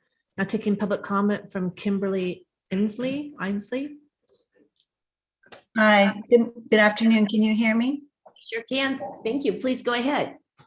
My comments today have to do with the particulate matter and benzene trails spewed into the air by heavy-duty trucks. In particular, I'd like to talk about benzene. Studies on benzene in diesel fumes and its harmful effects on humans and animals have been done for decades. So let's understand what benzene is.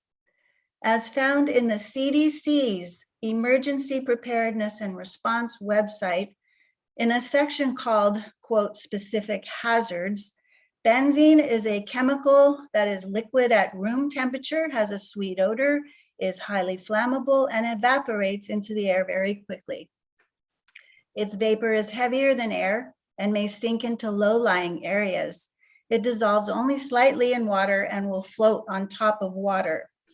And what does the CDC say about the long-term effects, meaning only a year of benzene exposure? It says benzene affects human bone marrow, leading to anemia, excessive bleeding, increased chance for infection, irregular menstrual periods, and a decrease in the size of a woman's ovaries. Animal studies have shown low birth rates, delayed bone formation, and bone marrow damage when pregnant animals breathed benzene. The Department of Health and Human Services has determined that benzene causes cancer in humans. Long-term exposure to high levels of benzene in the air can cause leukemia, a cancer of the blood-forming organs. And just for clarity, here's what leukemia is: an acute or chronic disease of the bone marrow causing too many white blood cells, anemia, impaired blood clotting, and enlargement of the lymph nodes, liver, and spleen. I found many examples of real people affected when decision makers implement fulfillment centers with the accompanying truck traffic. Let's take Fontana, California, a 680,000 square foot Amazon fulfillment center, roughly the size of the applicant's smaller building, was built in Fontana around the corner from resident Brian Cold's dream home. Now Cold's 7-year-old daughter gets nosebleeds at least twice a week. Cold says he started getting nosebleeds himself. He seldom opens the windows. He says, quote, "It's a great home, a great community, but for how long?" End quote. "It all comes down to the health of my kids. If they're getting sick, why live here?" District Attorney Ashley Warner says a lot of decision makers have minimized and even trivialized concerns about air quality impacts on people in order to justify moving forward with developmental proposals. Thank you, Ms. Inslee. We appreciate your comments. Now taking public comment from Kelly Nalawala. Good afternoon. Hello again. Thank you all for continued conversation, and really felt we were moving in the right direction. I want to thank Supervisor Turnbull for pushing to really get this where it needs to go with the project Amazon. and get this on the agenda so we can have a formal conversation, a formal procedure, and get this on the track it should be. But in the meantime, I have a hero that I actually have met. You might know her, Erin Brockovich. You might know her by Hinckley and her break into what became a very long-standing legal career. It inspired me to study the law and become a paralegal. And I'm excited to say that I don't have to be a lawyer to make as good a money as a lawyer, because paralegals are generally smarter than lawyers. With that, I really hope to not have to meet her. As much as I would love to work with her, I would like to pass on that opportunity when we start seeing devastation in El Dorado Hills from what everybody else has mentioned. A little digging that I did do, though, on fiscal impact. It is important to remember we were given a very lovely presentation about employment and sales tax opportunity. A really good report was done by the Economic Impact Collaborative. I plan to email that to you all. And the tragedy of it all is it is a falsity. What these kind of monster warehouses do is they create employment redistribution, because they offer slightly higher than a small business can offer. They do the $20 to $25 hour in range. They remove people from our Walmarts, our Targets, our Lee's Feeds, our Amy Hardwares, our restaurants, and our other small businesses who have laboring positions. And they relocate them across the county, probably as far as Rancho Cordova, and they merge into the warehouse. So it creates a huge imbalance of displacement for our small businesses, who should be our priority. In terms of sales tax, it's important to remember this is likely going to be a warehouse. It is not a distribution center. Nothing is sales taxed from a storage warehouse. The sales tax generates from the distribution centers and the point of sale. So I think we are being misled to think we're going to collect a lot of sales tax, when in actuality, the whole format of online purchasing, which used to be at the actual distribution drop spot, so I'm sure we loved that, that is going to go to other places. So there's a lot to think about, and I can't wait to talk next week. Thank you, Kelly. Now taking public comment from Nicole Black. Hi, can you hear me? We sure can, Nicole. Please go right ahead. Hi, good afternoon. I wish I could have been there in person today, but I have some health issues preventing it. I live in El Dorado Hills, and I've made it my home there for the last 20 years. I've raised my family there. El Dorado Hills is a vibrant, family-oriented community. I am shocked and infuriated by Tiffany Schmid's letter to Amazon that has come to light. Amazon does not need or deserve tax breaks, our land, concierge services, and circumvented rules and processes. Local businesses are those who deserve our support. We've heard many folks come to take the podium today sharing great testimony and research articles about the pollutants and the health risks associated with these facilities. Plain and simple, this monstrous project does not belong in this location. You've heard the research. El Dorado Hills is not a dumping ground.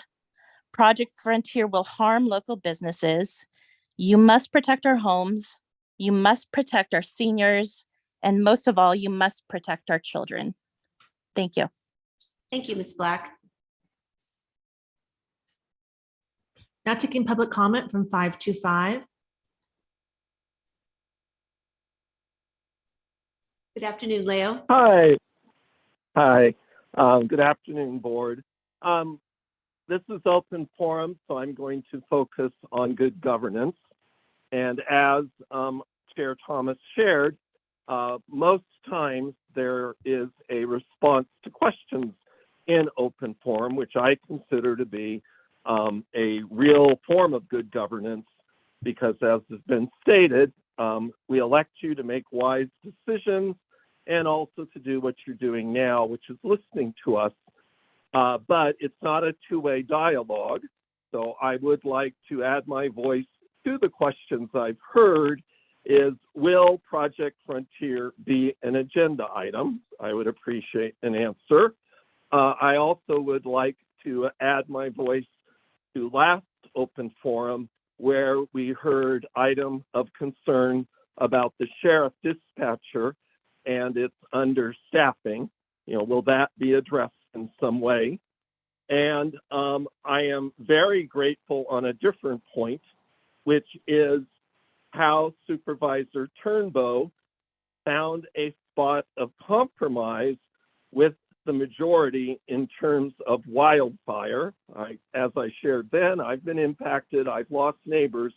It's a very tough subject, but I just want to affirm that was really good governance, George. Thank you very much. Thank you for taking my comments. Thank you, Leo. Now taking public comment from Maddie.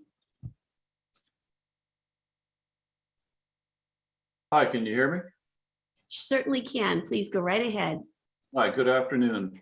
I'm Matty Keard. I live in El Dorado Hills in the Blackstone community. When we first bought our home, we knew there was a business park across the street, and that park contained mostly office buildings, small businesses, schools, senior and daycare facilities. Most of the businesses there operate 8 to 5 on weekdays, and it's quiet at night and on weekends. The business park is research and development. It has an architectural review board that usually reviews any new projects within the park. And it produces very limited semi-truck traffic. It's mostly cars, and again, it's relatively quiet. Those were the rules when we bought our home. We didn't know that the El Dorado County planners and leadership were about to invite Amazon here a year later and offer them a fast track to build the biggest project ever in the county's history, and to do so without an environmental impact report or up-to-date accurate traffic reports. Prior to 2017, the county had approved the residential communities of Blackstone, Heritage, and Four Seasons. They had approved several schools that are in the park right now, the daycare centers, all the senior facilities that are here. And they know about and have approved the high school that's going to be built next door to where this project is proposed. What I can't understand is, why is the county not following its own rules? How can they approve a 4.8 million square foot facility that generates 1,280 trucks a day? The traffic, the noise, it works 24/7, 365 days a year. The air pollution that it will generate, and actually believe the comments from the developer that says this will have no significant environmental impact. I mean, how can that be? So sorry about my dog. No problem. This area is zoned zoned research and development, and this project really requires industrial heavy zoning. To approve this without the proper EIRs and the proper research using a traffic study during COVID. So I ask you that, please review how you're doing this. Please take a look at this. Approving it this way is irresponsible, immoral, and criminal. Thank you. Thank you, Maddie, for your comments. Now taking public comment from Kat Serbu. Hello, can everyone hear me? We certainly can. Please go right ahead. Thank you. I'm not gonna dwell on everything that was said. It was well said, and thank you everybody who took the time to be there. I'm just, I'm not from this country. I'm coming from a former communist country, so I'm basically used to the government doing whatever they want without consequences. Moving here, I don't understand how this project can be approved when the road for all the trucks, it sits right between two huge elementary schools. What happens to all the children that cross back and forth to that? The truck's gonna stop in time? They cannot, they're too big. How can they be, also, how can this be approved when this county R&D doesn't allow this type of development? How can you use a traffic study from COVID when that was historically low because we were forced by the government to stay indoors. Why is this not going to the planning commission, which by the way, denied a Chick-fil-A at the town center corner because of the traffic? Thank you. That was very wise. I would suggest that was the right conclusion. And I can go on and on about your oath that you took to the people that voted you.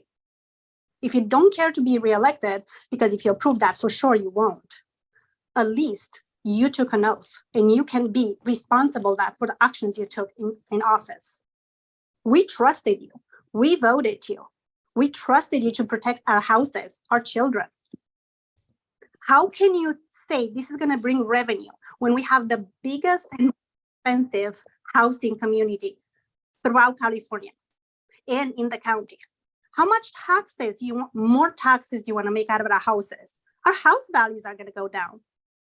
Forget about the safety. What happens with the house values? They're going to go down. Your revenue is going to go down. And the workforce, that's not going to be California. That's not going to be El Dorado County. The workforce is going to be all Sacramento County. Coming here, making minimum wage and leaving. And that's not going to be a good workforce to have transited in our community. So please, respectfully, as much as I could, even being brought on a table so secretly for all these years, I really implore you to think about all the consequences and all the lives you are ruining right now with your decisions for years to come to our community. Thank you. Thank you, Kat. Appreciate you calling in. Now taking public comment from Chelsea.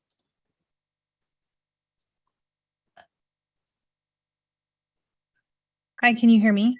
We certainly can, Chelsea. Please go right ahead. Hi, thanks so much for taking the time today to hear us all out. I don't want to harp too much about what was said previously because I have a lot of repeats. I am a 20-year resident of El Dorado County. I live in El Dorado Hills in Ryan Ranch, which is just past Blackstone. And I have children who go to school in the business park. So this project is definitely going to impact me. I have 3 businesses in the state of California, and it's so concerning to me that I would consider selling my forever home, pulling my children out of the school that they're in and the community that we've built, and leaving this area altogether because that's how unsafe I feel it is.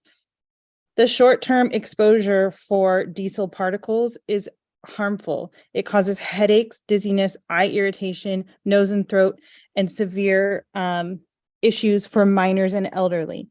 2 are located directly closely to this project. There's 10 schools and daycares alone and the elderly community behind there.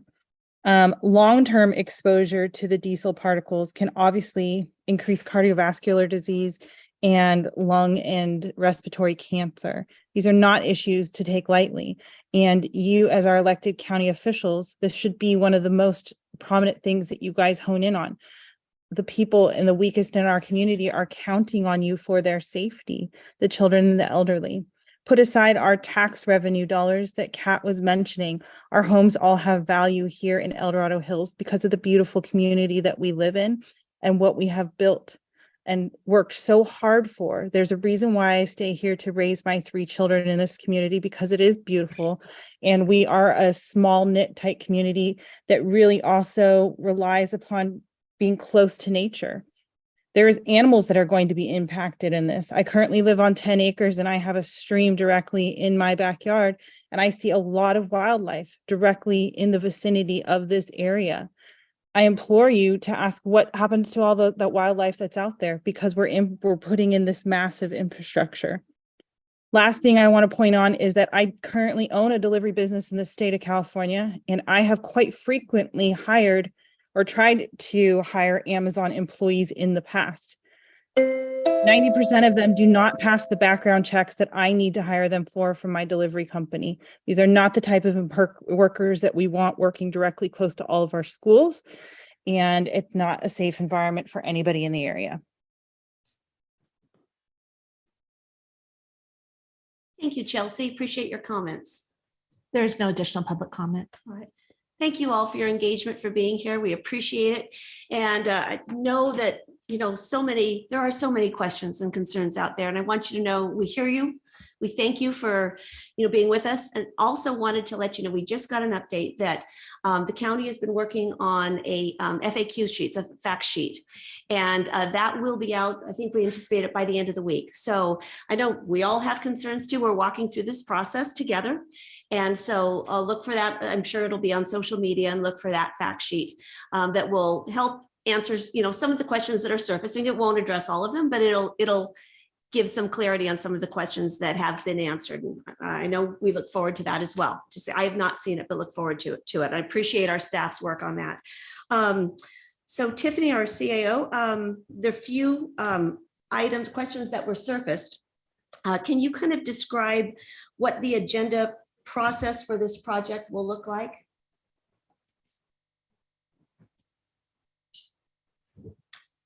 To a degree, right? So degree. I want to make it clear that as far as I understand from planning and building, the decision has not been made whether or not to send this to the zoning administrator or the planning commission.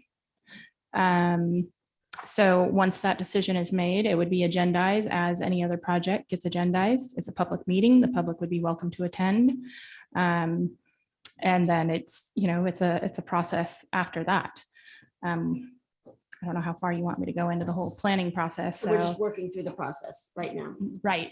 Yeah. Staff, my understanding, staff is still waiting for information from the applicant before making that decision. Okay. Yeah.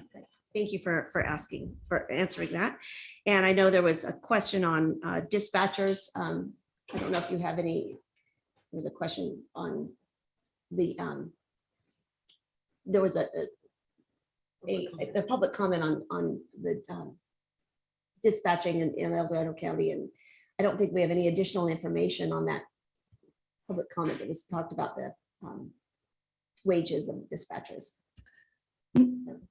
I mean, I could add that fairly recently, I mean, within the last few months, I believe, the dispatchers did receive a fairly substantial pay increase as a result of the salary study that was done.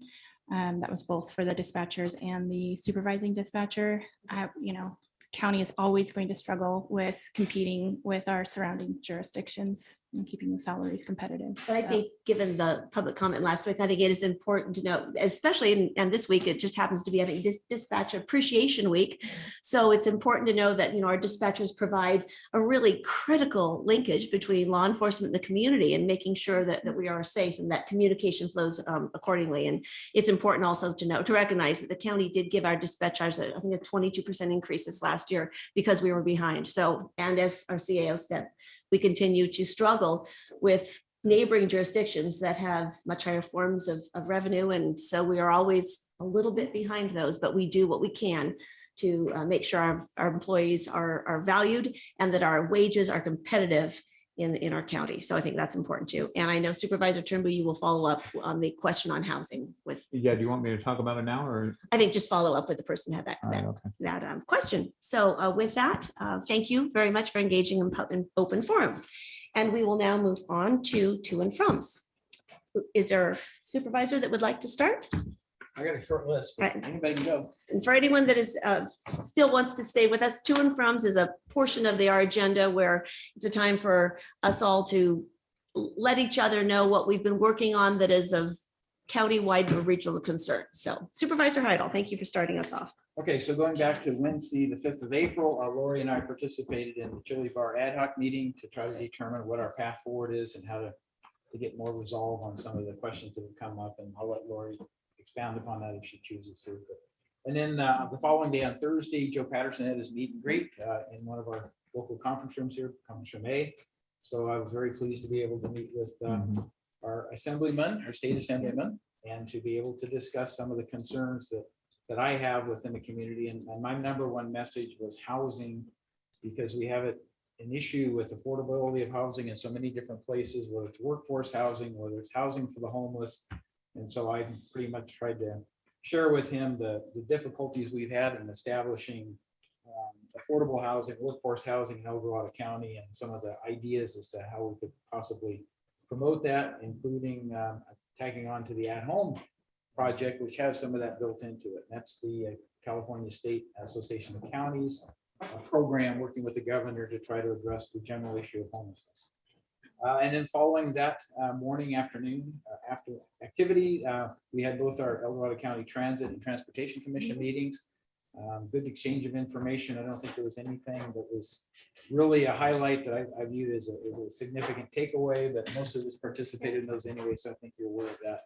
And then yesterday, I participated in the planning meeting for the Sacramento County Chamber of Commerce Cap to Cap Econ Dev program. So there's a lot of discussion on the activities associated with planning, the routings, and the visitations that will happen back in Washington, D.C. as part of that.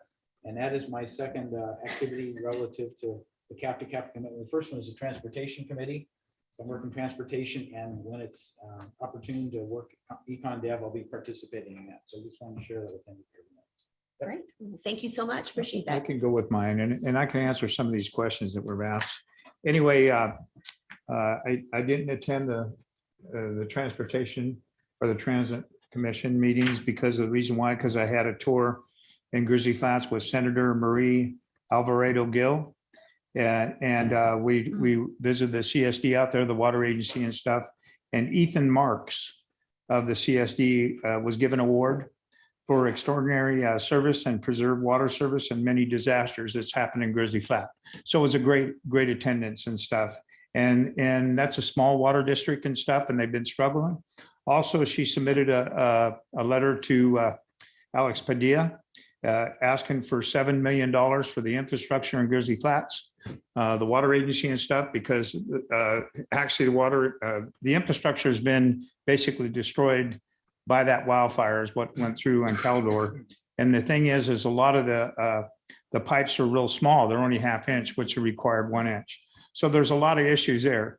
Also, she visited with a lot of the residents out there in Grizzly Flat and their concerns, which was really good. I was with her, and we were talking about the tiny home issue. She is, myself and her and Kevin Kiley now are working on some money from federal and state money to be able to support the tiny home for Grizzly Flat. So we're working on that. I think it's a great thing. Talking about the post office is sitting in Texas right now. It's a portable unit. It's going to be shipped out here. So we'll have a post office back in Grizzly Flat. We also visited where the school is. And I have a meeting with the Secretary of Agriculture. It's a Zoom call is what it'll be. It'll be on Thursday morning at 8:30. And we're talking about property that could be donated for a new community center, the school, and then also a park. The thing is, it's a great thing because it's right next to the heliport. They have one right there where the school was, and the kids used to love to watch the helicopter come in and land and then take off. So that was kind of a big thing for them. And that property where that school sit on was Forest Service property. So I'm trying to work on to be able to donate so we can do it. But also it would be great when this community center can be used for all different things, a gym, and also it could be used for many things, especially for the community out there. So it's a great thing. We're moving forward, and it was amazing. The flowers and the daffodils are coming up there, and there's some pictures that was taken when Maria took some pictures along with the flowers and stuff that are blooming. It's actually we can see the life is coming back to Grizzly Flat, and it's a special thing is what it is. So anyway, that's pretty much what I have to say. So Great. Excellent, Supervisor Turnbull. That's wonderful news. I'm so glad the meeting went well. And the potential donation of land, is that what our former lobbyist, David yes, Church, David helped Church, and I link have a us with the meeting. It's a Secretary of conference call, Agriculture? a Zoom call will be on Thursday at 8:30. That's great. I'm glad he was able to be helpful in that effort. Yeah, it That's was. wonderful. Yep. All right. Supervisor Lane or Parlin, who'd like to go next? Rochambeau. Oh, one more thing before. Okay.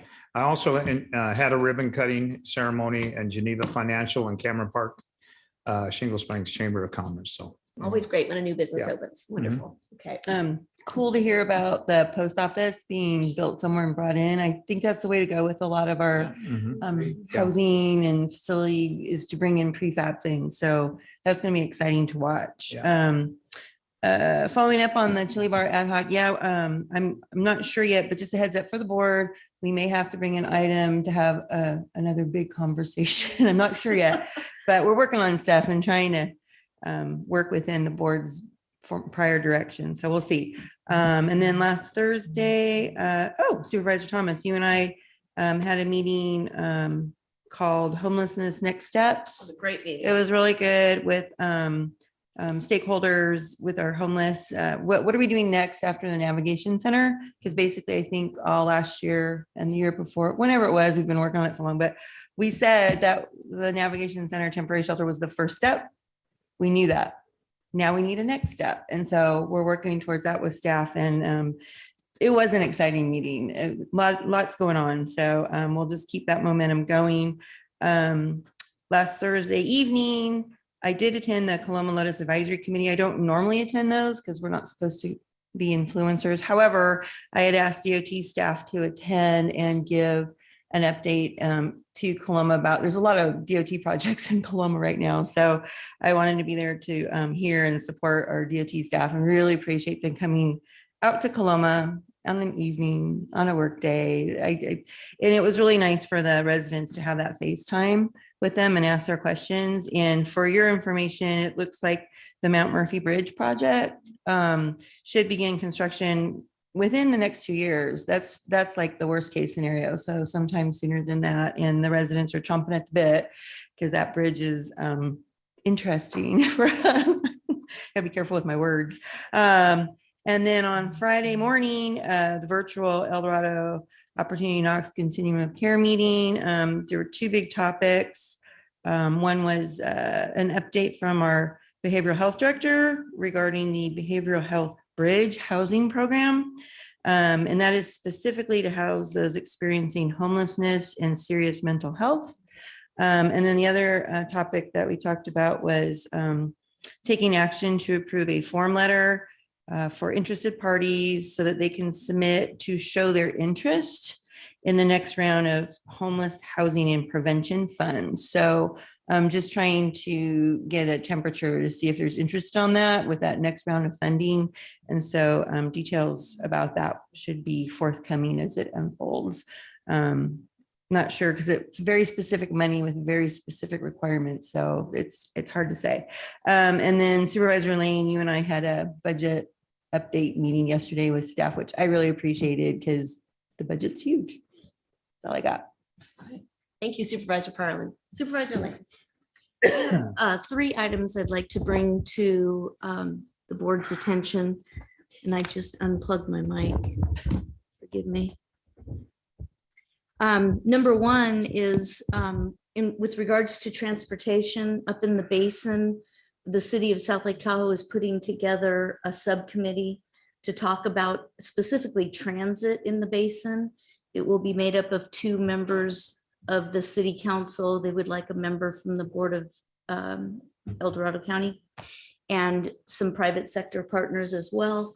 And so I'm going to ask that that be placed on the agenda for your consideration. So just want to let you know that might be coming.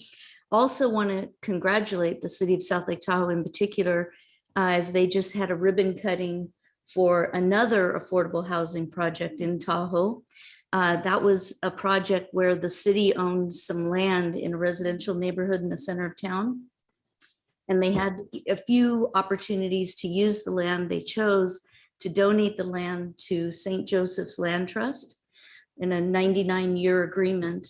St. Joseph's Land Trust there then built 3 different housing units on the property and sold the houses. So the owners own the home, but they don't own the land, but it makes it so much more of an affordable project. So 2 of the 3 homes have already sold. And so kudos to the city for that move. And also we'll remind you that there's a 238 unit affordable housing project starting in Tahoe. They've already broken ground, prefabbed.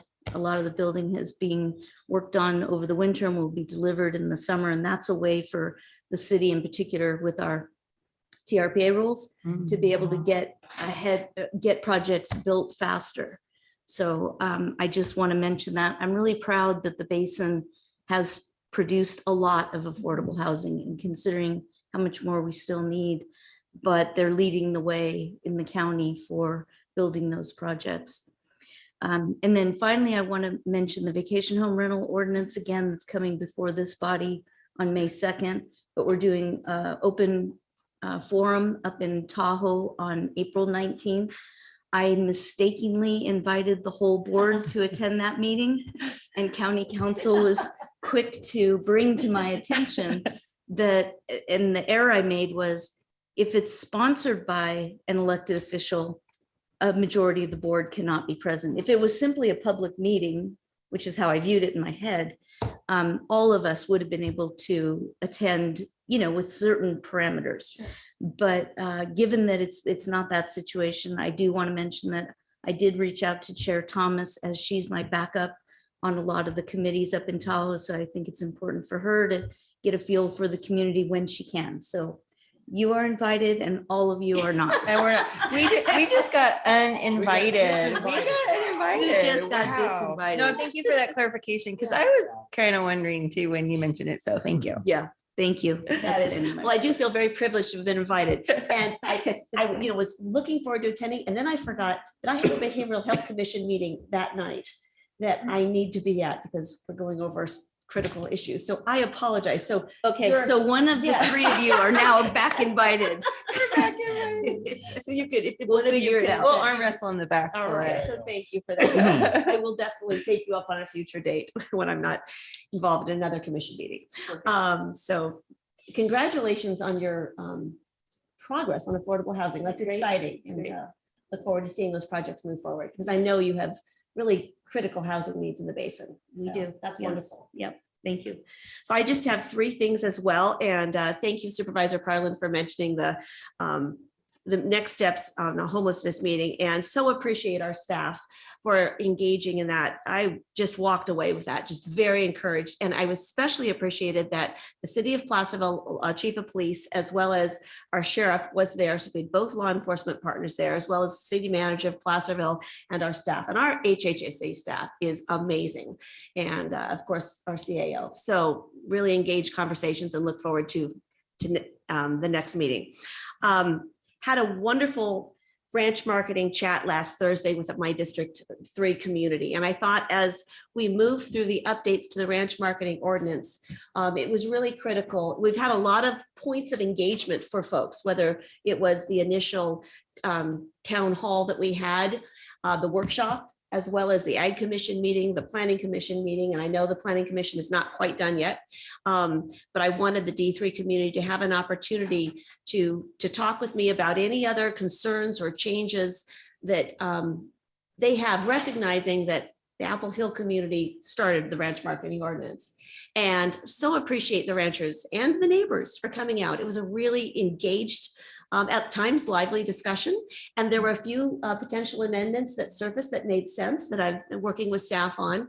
And so it was a really effective tool, and appreciated the dialogue with the D3 community. And everyone feels very good about our process, that we've had lots of opportunities for engagement on this ordinance we've been working on for a couple of years. Well, and I just wanted to interject really quick. Thank you for having that conversation with folks, because it has been a long haul. And I think that I've just been engaged in it so long that I kind of lost sight of the Apple Hill focus of ranch marketing. So thank you for taking that on and providing that opportunity for clarity. Oh, it was my I pleasure. hope it went really, it sounds like it went well. It really so. did. And I really appreciate Leanne Miller from our Ag Commissioner for joining me. She was critical in making sure that folks could have accurate information on specific questions.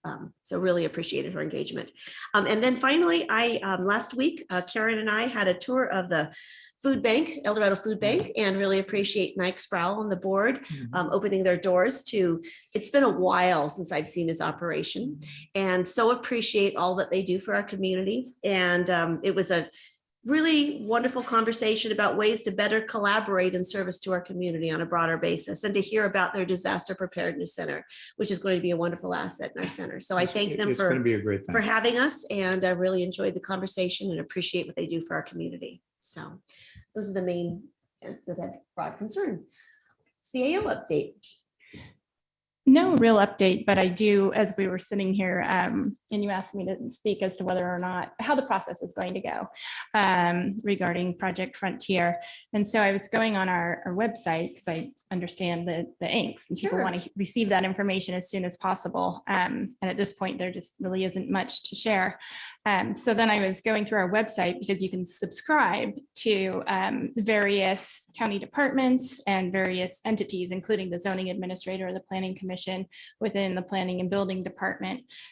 I'll be honest, it was not the easiest place to navigate to. It took me a minute to get there. So I will ask Carla if we can put that subscription link out there so that members of the public can click on that link and you can subscribe to, there's an array, it's beyond zoning, and it's probably more than you would ever want to know, but so just give. Yeah, don't click the all button. You will get so many emails. I was so surprised at how many, I mean, it truly, so many elements of county government that you can subscribe to. Can you But subscribe to a particular project or do you have to for the commission? Do you know yet? I believe it's just the commission. So Okay, it's just- the, the okay. zoning administrator or the planning commission. And it is prominently noted on planning and buildings website, though, that no hearing dates have been scheduled at this time for Project Frontier, because I'm sure they're receiving a lot of questions as well. But thank you for putting that out on social media so Yeah. folks can have an easy link to get those updates as they come forward, and as we work through the process. Yes. All right. So with that, it I is. wanna, one more comeback. One more go I back. just Go have- back. yeah. I just want to comment on Ethan Marks in the Grizzly Fest CSE. This person, there's one person that runs that facility out there and then fixed all the infrastructure. It was him. He was working 24/7, sometimes 12 hours a day, 7 days a week. It was a big issue out in Grizzly Flat. He was the one behind fixing all the problems they had in Grizzly Flat. One person in that small CSD. So I want to commend him for all his service to the to El Dorado County. That's pretty remarkable. Yeah. Well, thank you and so on that celebratory and note, it is 2:23, and with that, we are adjourned. Thank you for being with us today.